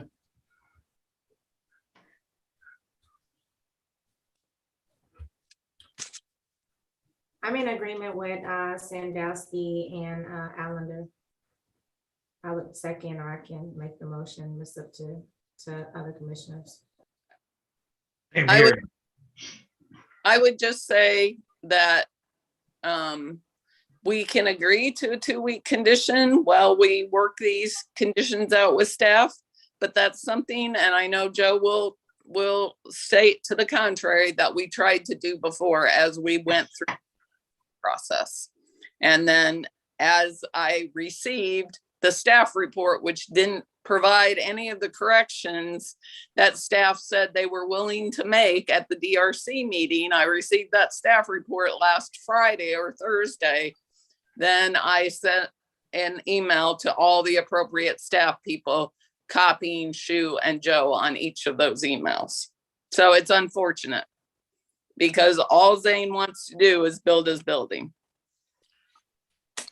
Kobe, have we done public testimony yet on this? We have not done the public testimony on this one. Okay. A point of clarification, Chairman Crow, if we wanted to move that this docket item 7.1, 7.2, and 7.3 be continued to January 18th without a fee, will we do that now, or do we have to wait until public testimony? I think at this point in time, if that's what the recommendation is going to be, if anybody's here to talk regarding this case, we ought to give them that opportunity to talk now. And then if it is continued to the next meeting, then there might be some other public testimony at that time, but it might be addressed today. So. Mr. Chairman, I'll just say we had a public engagement meeting and nobody joined. So okay. I don't know if anybody's on to provide testimony. All right. Well, it sounds like the wish of the commission is to continue this case to work out, because there are several conditions that can be worked out and taken care of, so we have a nice clean slate, at the next meeting. It looks like there is somebody online who would like to speak. Yeah. So with that, let's just. I think we're going to table the rest of the discussion on the contingency or the conditions, and open it up for public testimony to go through that real quick, and then because there might be something to address with that, and then go from there. So let's open it up for public testimony. If there's anybody that'd like to speak regarding docket items 7.1, 7.2, or 7.3, please raise your hand and you will be called upon. Mr. Chair, someone promoted someone. Can whoever did that please announce their name? Yes, I've promoted Michael Pop. Mr. Pop, you should be able to speak now. Okay. Thank you. Good morning, commissioners. Yeah, I wanted to talk a little bit about this proposed project and development plan. I'm the adjacent property owner.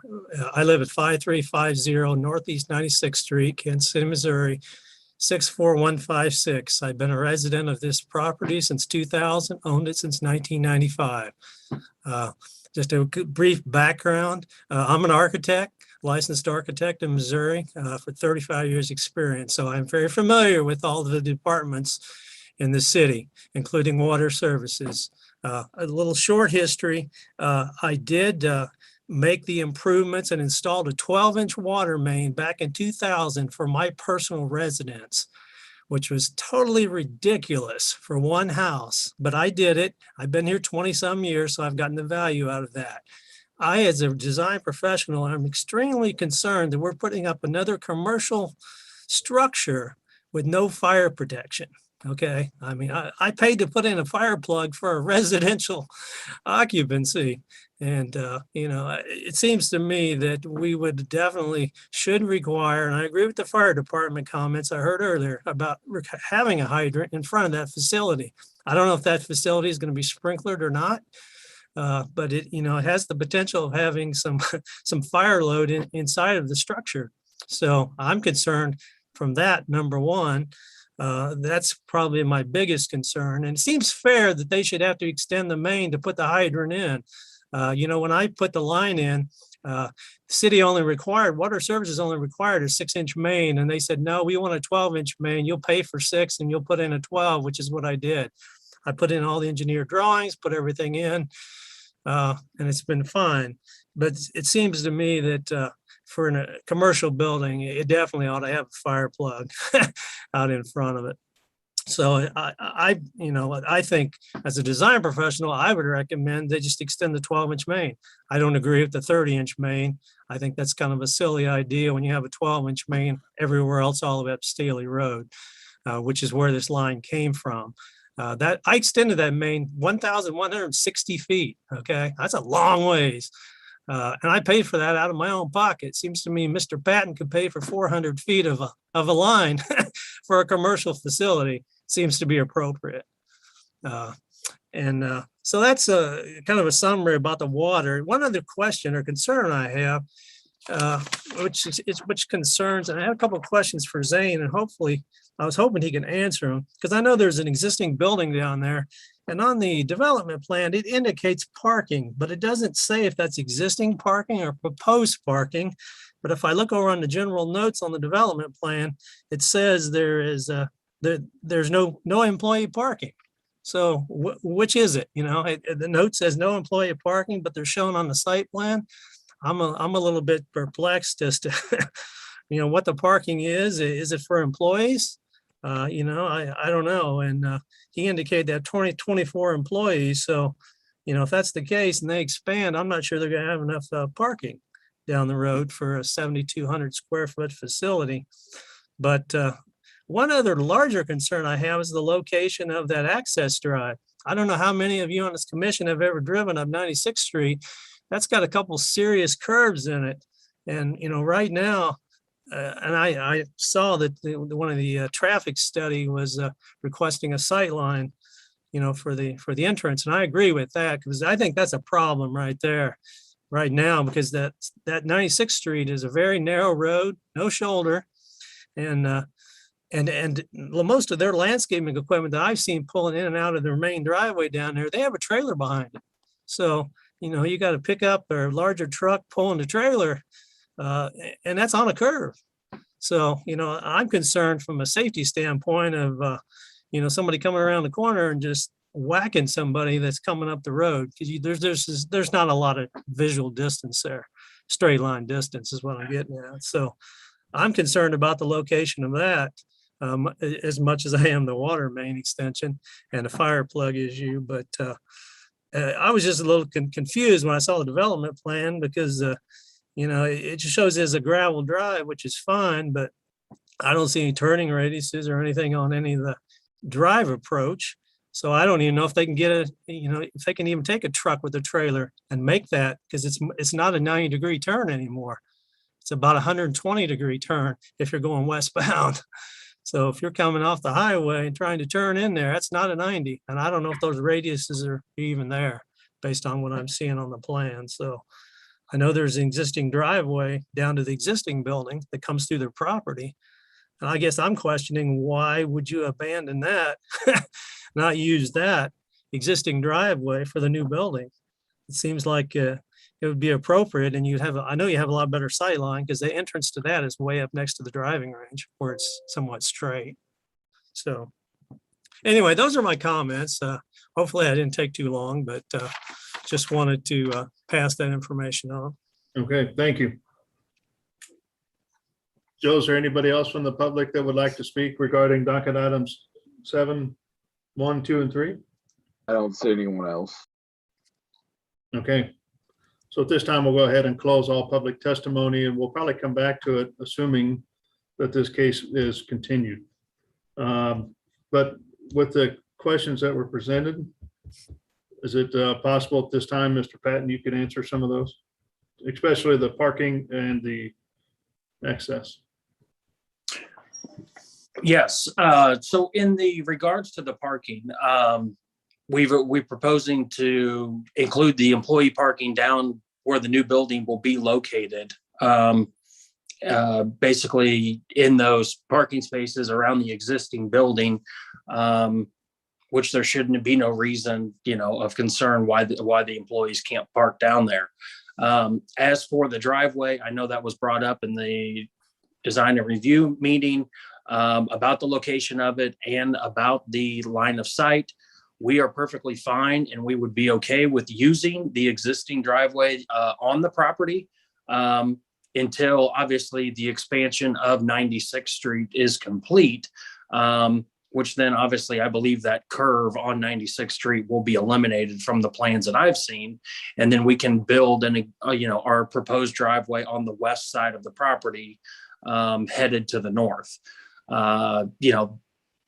Besides those two things, I see no reason why we couldn't use the existing driveway, until that project is completed. And, parking for employees and all of that stuff would be located down at the new proposed site for the building. Mr. Chair, our Yes. plan show that 18 parking spaces are required, and we provide for 18 parking spaces. So it is on the plan. And then as far as site distance, there is a condition that shows we have to have site distance, and we are in agreement with that. As Zane has identified, we could provide for a phasing of these drive accesses. I will note that Mr. Pope was sent notice of our neighborhood meeting on October 27th. He was one of, I think, about 7 individuals who were sent notice. And nobody joined our meeting to be able to answer some of his questions. Unfortunately, I was out of town on that time, or otherwise I would have attended. Yeah, Mr. Pope, we're happy to answer questions. My email address was on that letter, so. Okay. So it sounds like an item there just to think through on the access as part of your discussion with the water line pieces and all of the platting and all of that. So,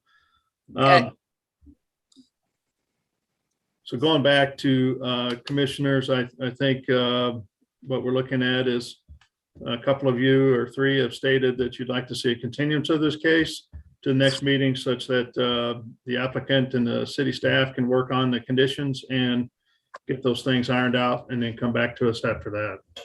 Is that what I understand? Would somebody like to make a motion to that fact? I'll make that motion. Okay. So there's a motion and a second for continuance of this case to the February 18th meeting for the applicant and staff to. Do you mean January rather than February? I'm sorry. Yeah. I'm thinking of my birthday in February. So January 18th. Chair, this is Joe. Can I ask that the commission direct the customer to come back to applicant DRC so that we have. I don't want side conversations to occur because that's what's led to today. Okay. Yeah, I don't know the process that that will work best, but it seems like there's a lot of different things to talk through. You know, the street trees, the water main, fire hydrants. So you got the fire department. So if it's going to be worked out best through a DRC meeting, it seems like that would be the best place to have that. Mr. Chair, I'm happy to schedule a meeting through Joe and Shu. I would prefer not to get pushed back so that we end up in another problem later on. I would rather have a meeting sooner rather than later. So I'll work with Joe and Shu to get something scheduled. Okay. Does that work, Joe? No, it does not. As Commissioner Sadowski stated, this sounds like a conversation that should be had at DRC. Shu cannot unilaterally have a DRC level conversation herself. And I'm she not, cannot, No, needs to occur at DRC. And I think we can do it. I think we can do it and be back on the 18th. I just don't want there to be multiple emails and phone calls. I want everyone at the same table so that we can tie up. What I want to be able to bring back to the commission is what I think everyone wants, which is a resolution to the 17 various conditions that Ms. Jensen's asking for modification to. And I can't deliver on that if we're not all at the same table. So I would like the commission to ask that occur when's the DRC meeting, Joe? next Wednesday. Okay. I have a problem with that. We had what I believe to be a productive discussion at our DRC meeting on December 15th. And until I received the staff report, I didn't realize the number of issues we still had remaining because they hadn't been changed at all from the response letter I provided you all. Okay, so Commissioner Rojas, can you amend your motion, please? I'll amend the motion to comply with the recommendations that are heretofore so that we don't come back to this type of meeting again. Okay, so you're wanting to push this discussion back to the DRC committee to have their discussion again? Is that what you're stating? If that's what's going to resolve it. Okay. And Commissioner Allender, you're still seconding that or? I'll second that. Yep. Okay. All right, so Lisa, can you take roll call on that motion? And the motion again is to continue this docket item to push it back to the DRC committee meeting, which is hopefully on Wednesday. Is it the 5th or the 12th? 12th. 12th, okay. For additional discussion to work out the conditions provided as part of this project, and then come back to the planning commission again on the 18th. Mm-hmm. Okay. And without a fee, correct? That's correct. Okay. Commissioner Allender? Aye. Baker? Aye. Beasley? Aye. Crowell? Aye. Hill? Aye. Rojas? Aye. And Sadowski? Aye. Okay, so it looks like that motion passes to continue this docket item numbers 7, 1, 2, and 3 to the January 18th meeting after you have another DRC meeting on the 12th. Thank you. Okay, thank you. How's everybody doing now? We've got actually 2 cases left that are text amendments. Think we can work through those without a bathroom break or getting more water for some of us older people? I would say let's take a break. I know there's going to be a lot of public testimony that accompanies those. Okay, so it's 12:18 right now. Let's get back here at 12:30 if you don't mind. That's only 12 minutes. I think that's enough time. And we'll go from there. Thank you, everybody.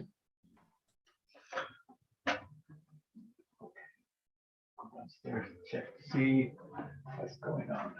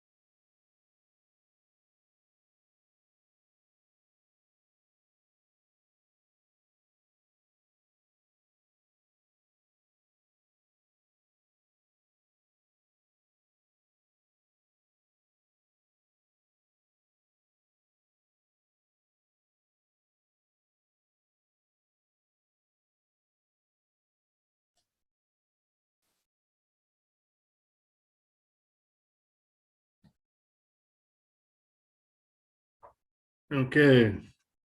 Looking to see, get everybody back here and get started again. Welcome, Tyler. Yeah, sorry to hear about your break-in this morning. Yeah, as you might have seen when I accidentally replied all in the chat, I'm definitely kicking myself. I just left something visible and shouldn't have, and that's all it takes sometimes. So good reminder.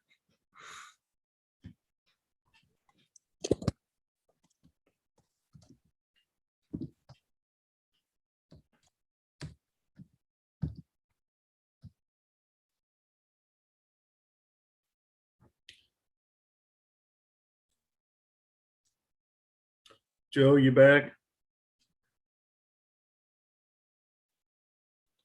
Yeah, I'm here.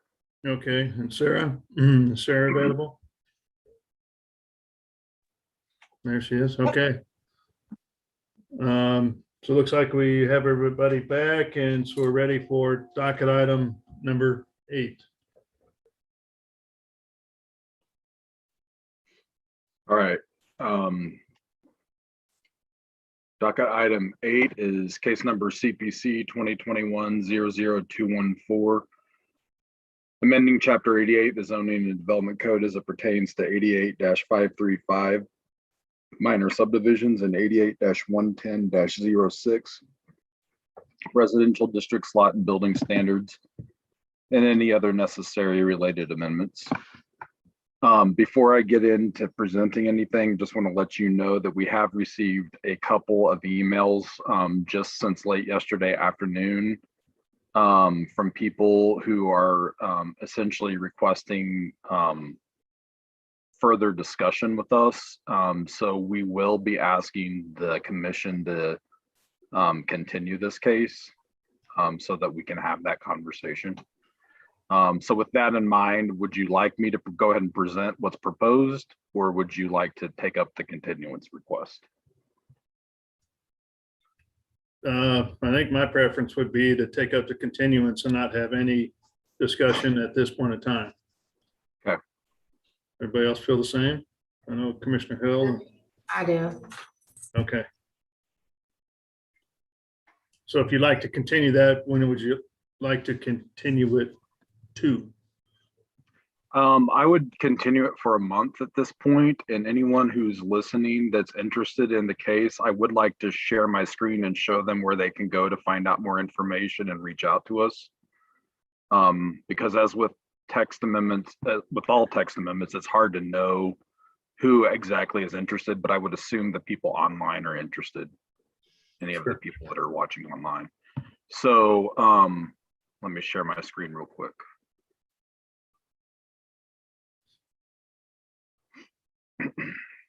Joe, can I ask timing wise, is, one of the concerns that came up that I saw from an email we received was the timing of this coming before the comprehensive plan being approved.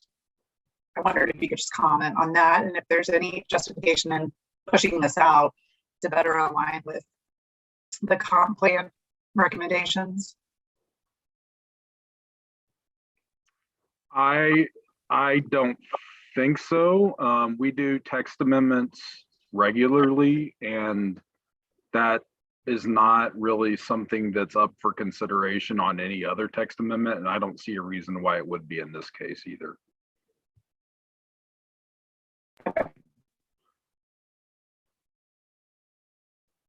All right, so we do have on our website, I'll navigate to it very quickly.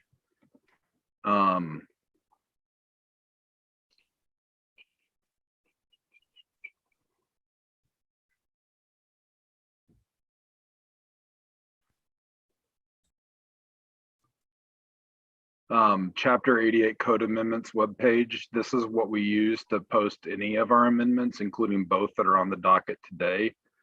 It describes what the periodic review amendments are, if there are any proposed, which of course that's the next item on the agenda.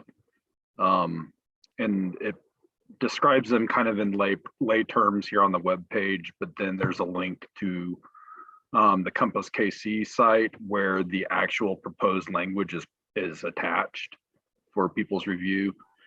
And then any special purpose amendments that we're considering, which is the current case, the minor subdivisions and lot and building standards. Those are all described in lay terms here on the web page, and a link to where it's located on Compass KC for the actual code language. We also have a feedback form, and again, until yesterday afternoon, we had not received any feedback except for from through this form. We hadn't received any at all. We had received a couple of emails prior to yesterday afternoon, but those were just for individual questions. But this form can be used. It will come to our email, and we will be able to engage with the person, whoever's submitting the information. So I would ask everyone who is interested to navigate to this web page. It is on the department's web page on the left-hand side under Development Management, Chapter 88 Code Amendments. And I can also post a link to this in the chat that people can get before they leave the meeting. Yeah, what we're seeing from your screen right now, Joe, is the Compass KC, the attachments page for this. Okay.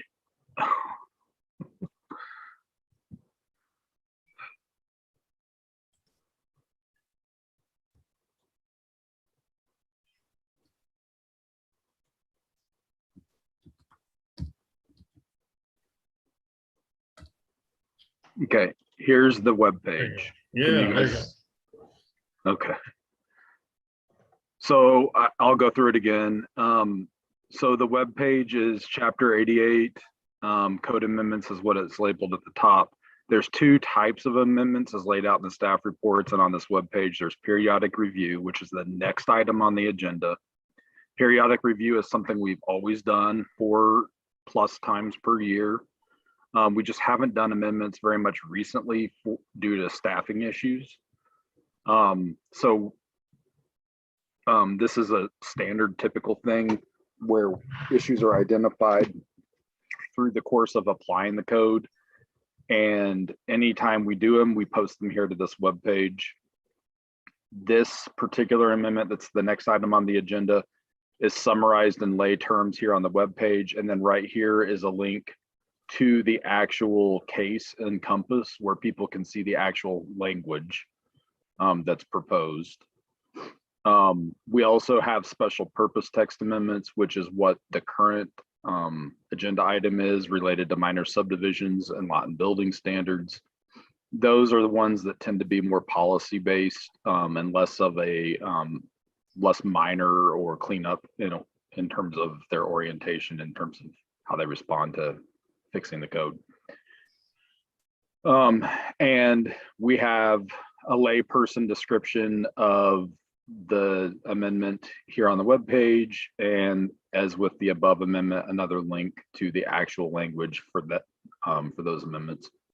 And then finally, there's a feedback form, and I would just ask everyone who's interested to take a look at this page and then submit any feedback to us, and that way we know you're interested. With text amendments, because they apply citywide, it is not practical or feasible to notify every property owner or neighborhood. So we really do rely upon people getting the word out and communicating this way. But we have some of the feedback we've received has alleged that we are intentionally misleading people, and we've built this whole website just to try to solicit input. There's not a great way of getting of notifying individual neighborhood groups for a text amendment because it applies to the entire city. So I just want to make that clear that we do want people's input and feedback, and we're happy to take it and consider it. And that's why we're asking for the continuances.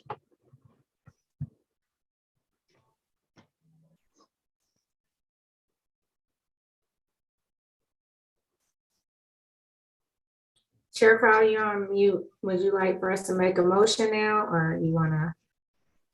Nope. Yes, actually, let's do make a motion. I just want to clarify. So if you go to kcmo.gov, go to City Hall to the planning and city planning and development. Then on the left, like you said, you go to development management. You click, and then inside of there, you'll see that link to the code amendments. Yes. And I've provided a link in the chat here. Okay. So yeah, I'll take a motion then for continuance of docket item number 8. Or you want to continue both of them, Joe, or just 8? Yes, both of them. I can call the next one. We can take it up separate. Okay. Chair Crow move that docket number 8 is continued to February 1st. Did you want to take testimony even on the continuance request?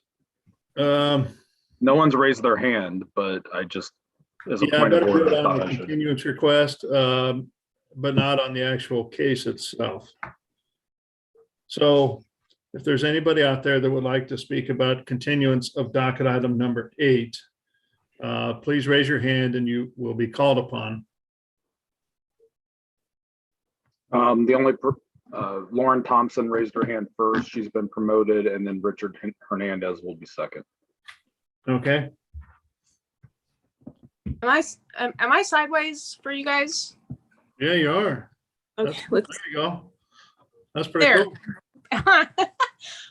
Thank you all for continuing this. I know my West Side neighborhood really appreciates it, as well as other neighborhoods that were involved in a previous ordinance that is very similar to this one.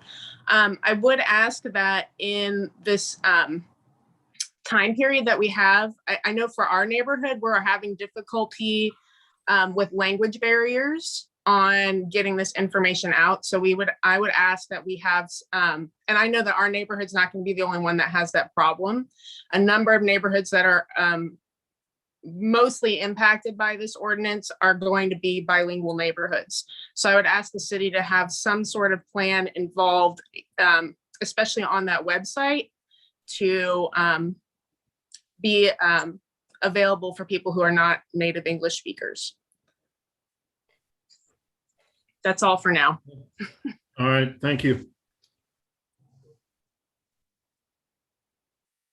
And the second person, Joe?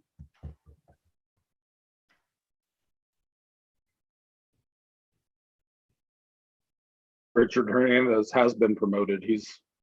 Should be able to speak. All right. So Richard, as you take yourself off mute, please state your name and address for the record. Richard Hernandez, 2106 Holly. Can you hear me? Yes, sir. Go ahead. Okay, I'm just saying I'm all for moving this to another date, and Lauren Thompson said exactly what we all want to say, so thank you. Okay, thank you. Anybody else out there, Joe, that would like to speak on the continuance of docket item 8? No. Okay, so go ahead and close public testimony then for the continuance of this docket item. So obviously the concern that was brought up about being bilingual on the webpage, or at least having some access to that, is that possible? And is February 1st still the right time frame for the continuance? Whether the making the web page is bilingual, whether that's possible, I can't answer. Okay. Only our public information staff from the city manager's office can answer that. I don't know. And of course, they're not here. Okay. I don't have control over I have control over the content, but not how it's displayed or what language it's put in there. Okay, gotcha. Okay, and February 1st, we're still shooting for that.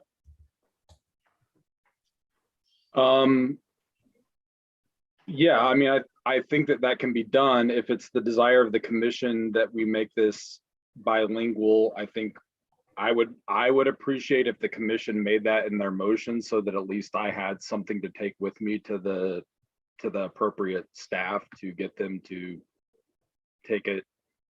You know, I think they'd take it more seriously if you guys recommended it rather than just me asking for it. Okay. All right, so with that, Commissioner Hill, you still want to? Sure. I move that docket item number 8 be continued to February 1st to allow for community engagement and to, as Chair Cross says, maximize engagement. That is that translation of the website form is at least provided in Spanish, or if that's appropriate. Okay. Second. We've got a motion and a second to continue docket item number 8 to February 1st to allow time for additional comment, as well as to provide a second language on the changes that will be made. Lisa, can you take a roll call on the motion, please? Commissioner Allender, Aye. Baker, Aye. Beasley, Aye. Crowell, Aye. Enders, Aye. Hill, Aye. Rojas, Aye. and Sadowski. Aye. Okay, it looks like the motion passes 8-0 to continue docket item 8 until the February 1st meeting. All right, so let's go ahead to docket item number 9, and we're also looking to continue that one. Docket item 9 is case number CPC 2021-00186, amending Chapter 8 of the Zoning and Development Code through revisions, clarifications, and other administrative changes throughout the chapter in accordance with the Zoning and Development Code periodic review. So this one, we've not received, I don't believe, we're getting emails right now. So I don't know if this is one where people have specific concerns. Some of the emails are vague enough that I can't tell if they're concerned with this amendment or the prior one. But in any case, I think we should continue it so that staff has time to.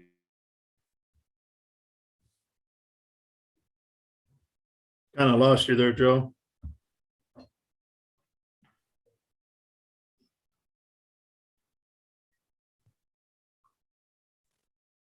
City staff need additional time to review those comments and analyze them and make changes accordingly.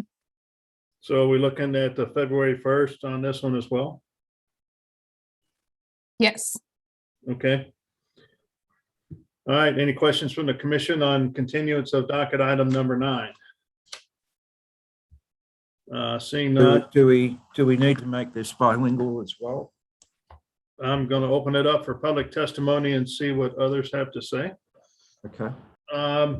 So at this time, we'll go ahead and open up docket item number 9 for public testimony. If there's anybody out there that would like to speak regarding this case, please raise your hand and you will be called upon. Looks like Lauren Thompson again. And Richard Hernandez are both still on the line. Okay. Go ahead, Ms. Thompson. I don't believe our group has as many concerns about this one. I think it's always nice to have things available in bilingual, but I don't think it's as necessary. That first one is so policy related, and this one is not, as Mr. Rexwinkle mentioned. So I don't think it's as necessary. Okay. Thank you. Mr. Hernandez. Yes, Lauren's right, but I believe we need to move it forward to February 1st. Both amendments. Okay. All right. Anything else? That's it. Thank you. All right. Thank you. Is there anybody else out there from the public that would like to speak regarding docket item number 9?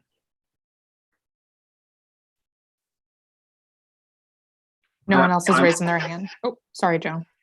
Yeah, sorry, I'm back now. Yeah, I was gonna say I didn't see anyone out there. And did everyone hear the part about how the translation is available on the city's website? No. Or did you lose me before then? Yeah, the translation is already available. There's a button at the very top of the city's webpage on any page of the city website that you can click that says translate. And it'll go through a series of languages, including Spanish, where it translates that page you're looking at. The other thing we can try to do is take the actual text of the proposed amendments, which is a separate document that's an attachment, and translate that. I don't know how quickly that can be done because it would need to go through someone who actually speaks the language to make sure it translates properly. So it might take a week or two to do that. The best thing I can offer is that people keep checking the website to see when that is updated, or reach out to me directly through that form. Okay. Now that I've tried to translate it, I'm trying to go back to English and I can't get back there. It won't stay. Yeah, me neither. Okay. All right. So at this time, I guess we'll go ahead and close all public testimony. And I'll take a motion on continuance of docket item number 9, please.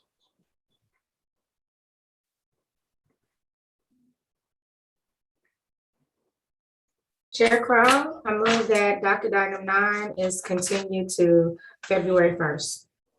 Second. Okay, so I've got a motion and a second to continue docket item number 9 to February 1st.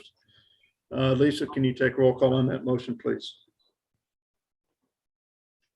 Commissioner Allender, Aye. Baker, Aye. Beasley, Aye.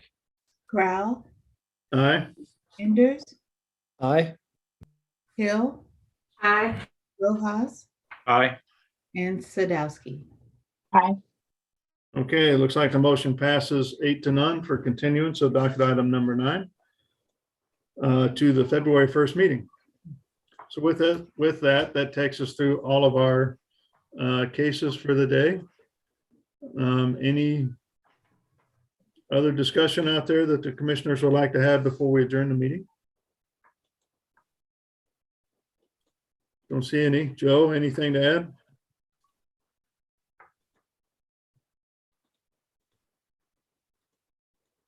I've said enough.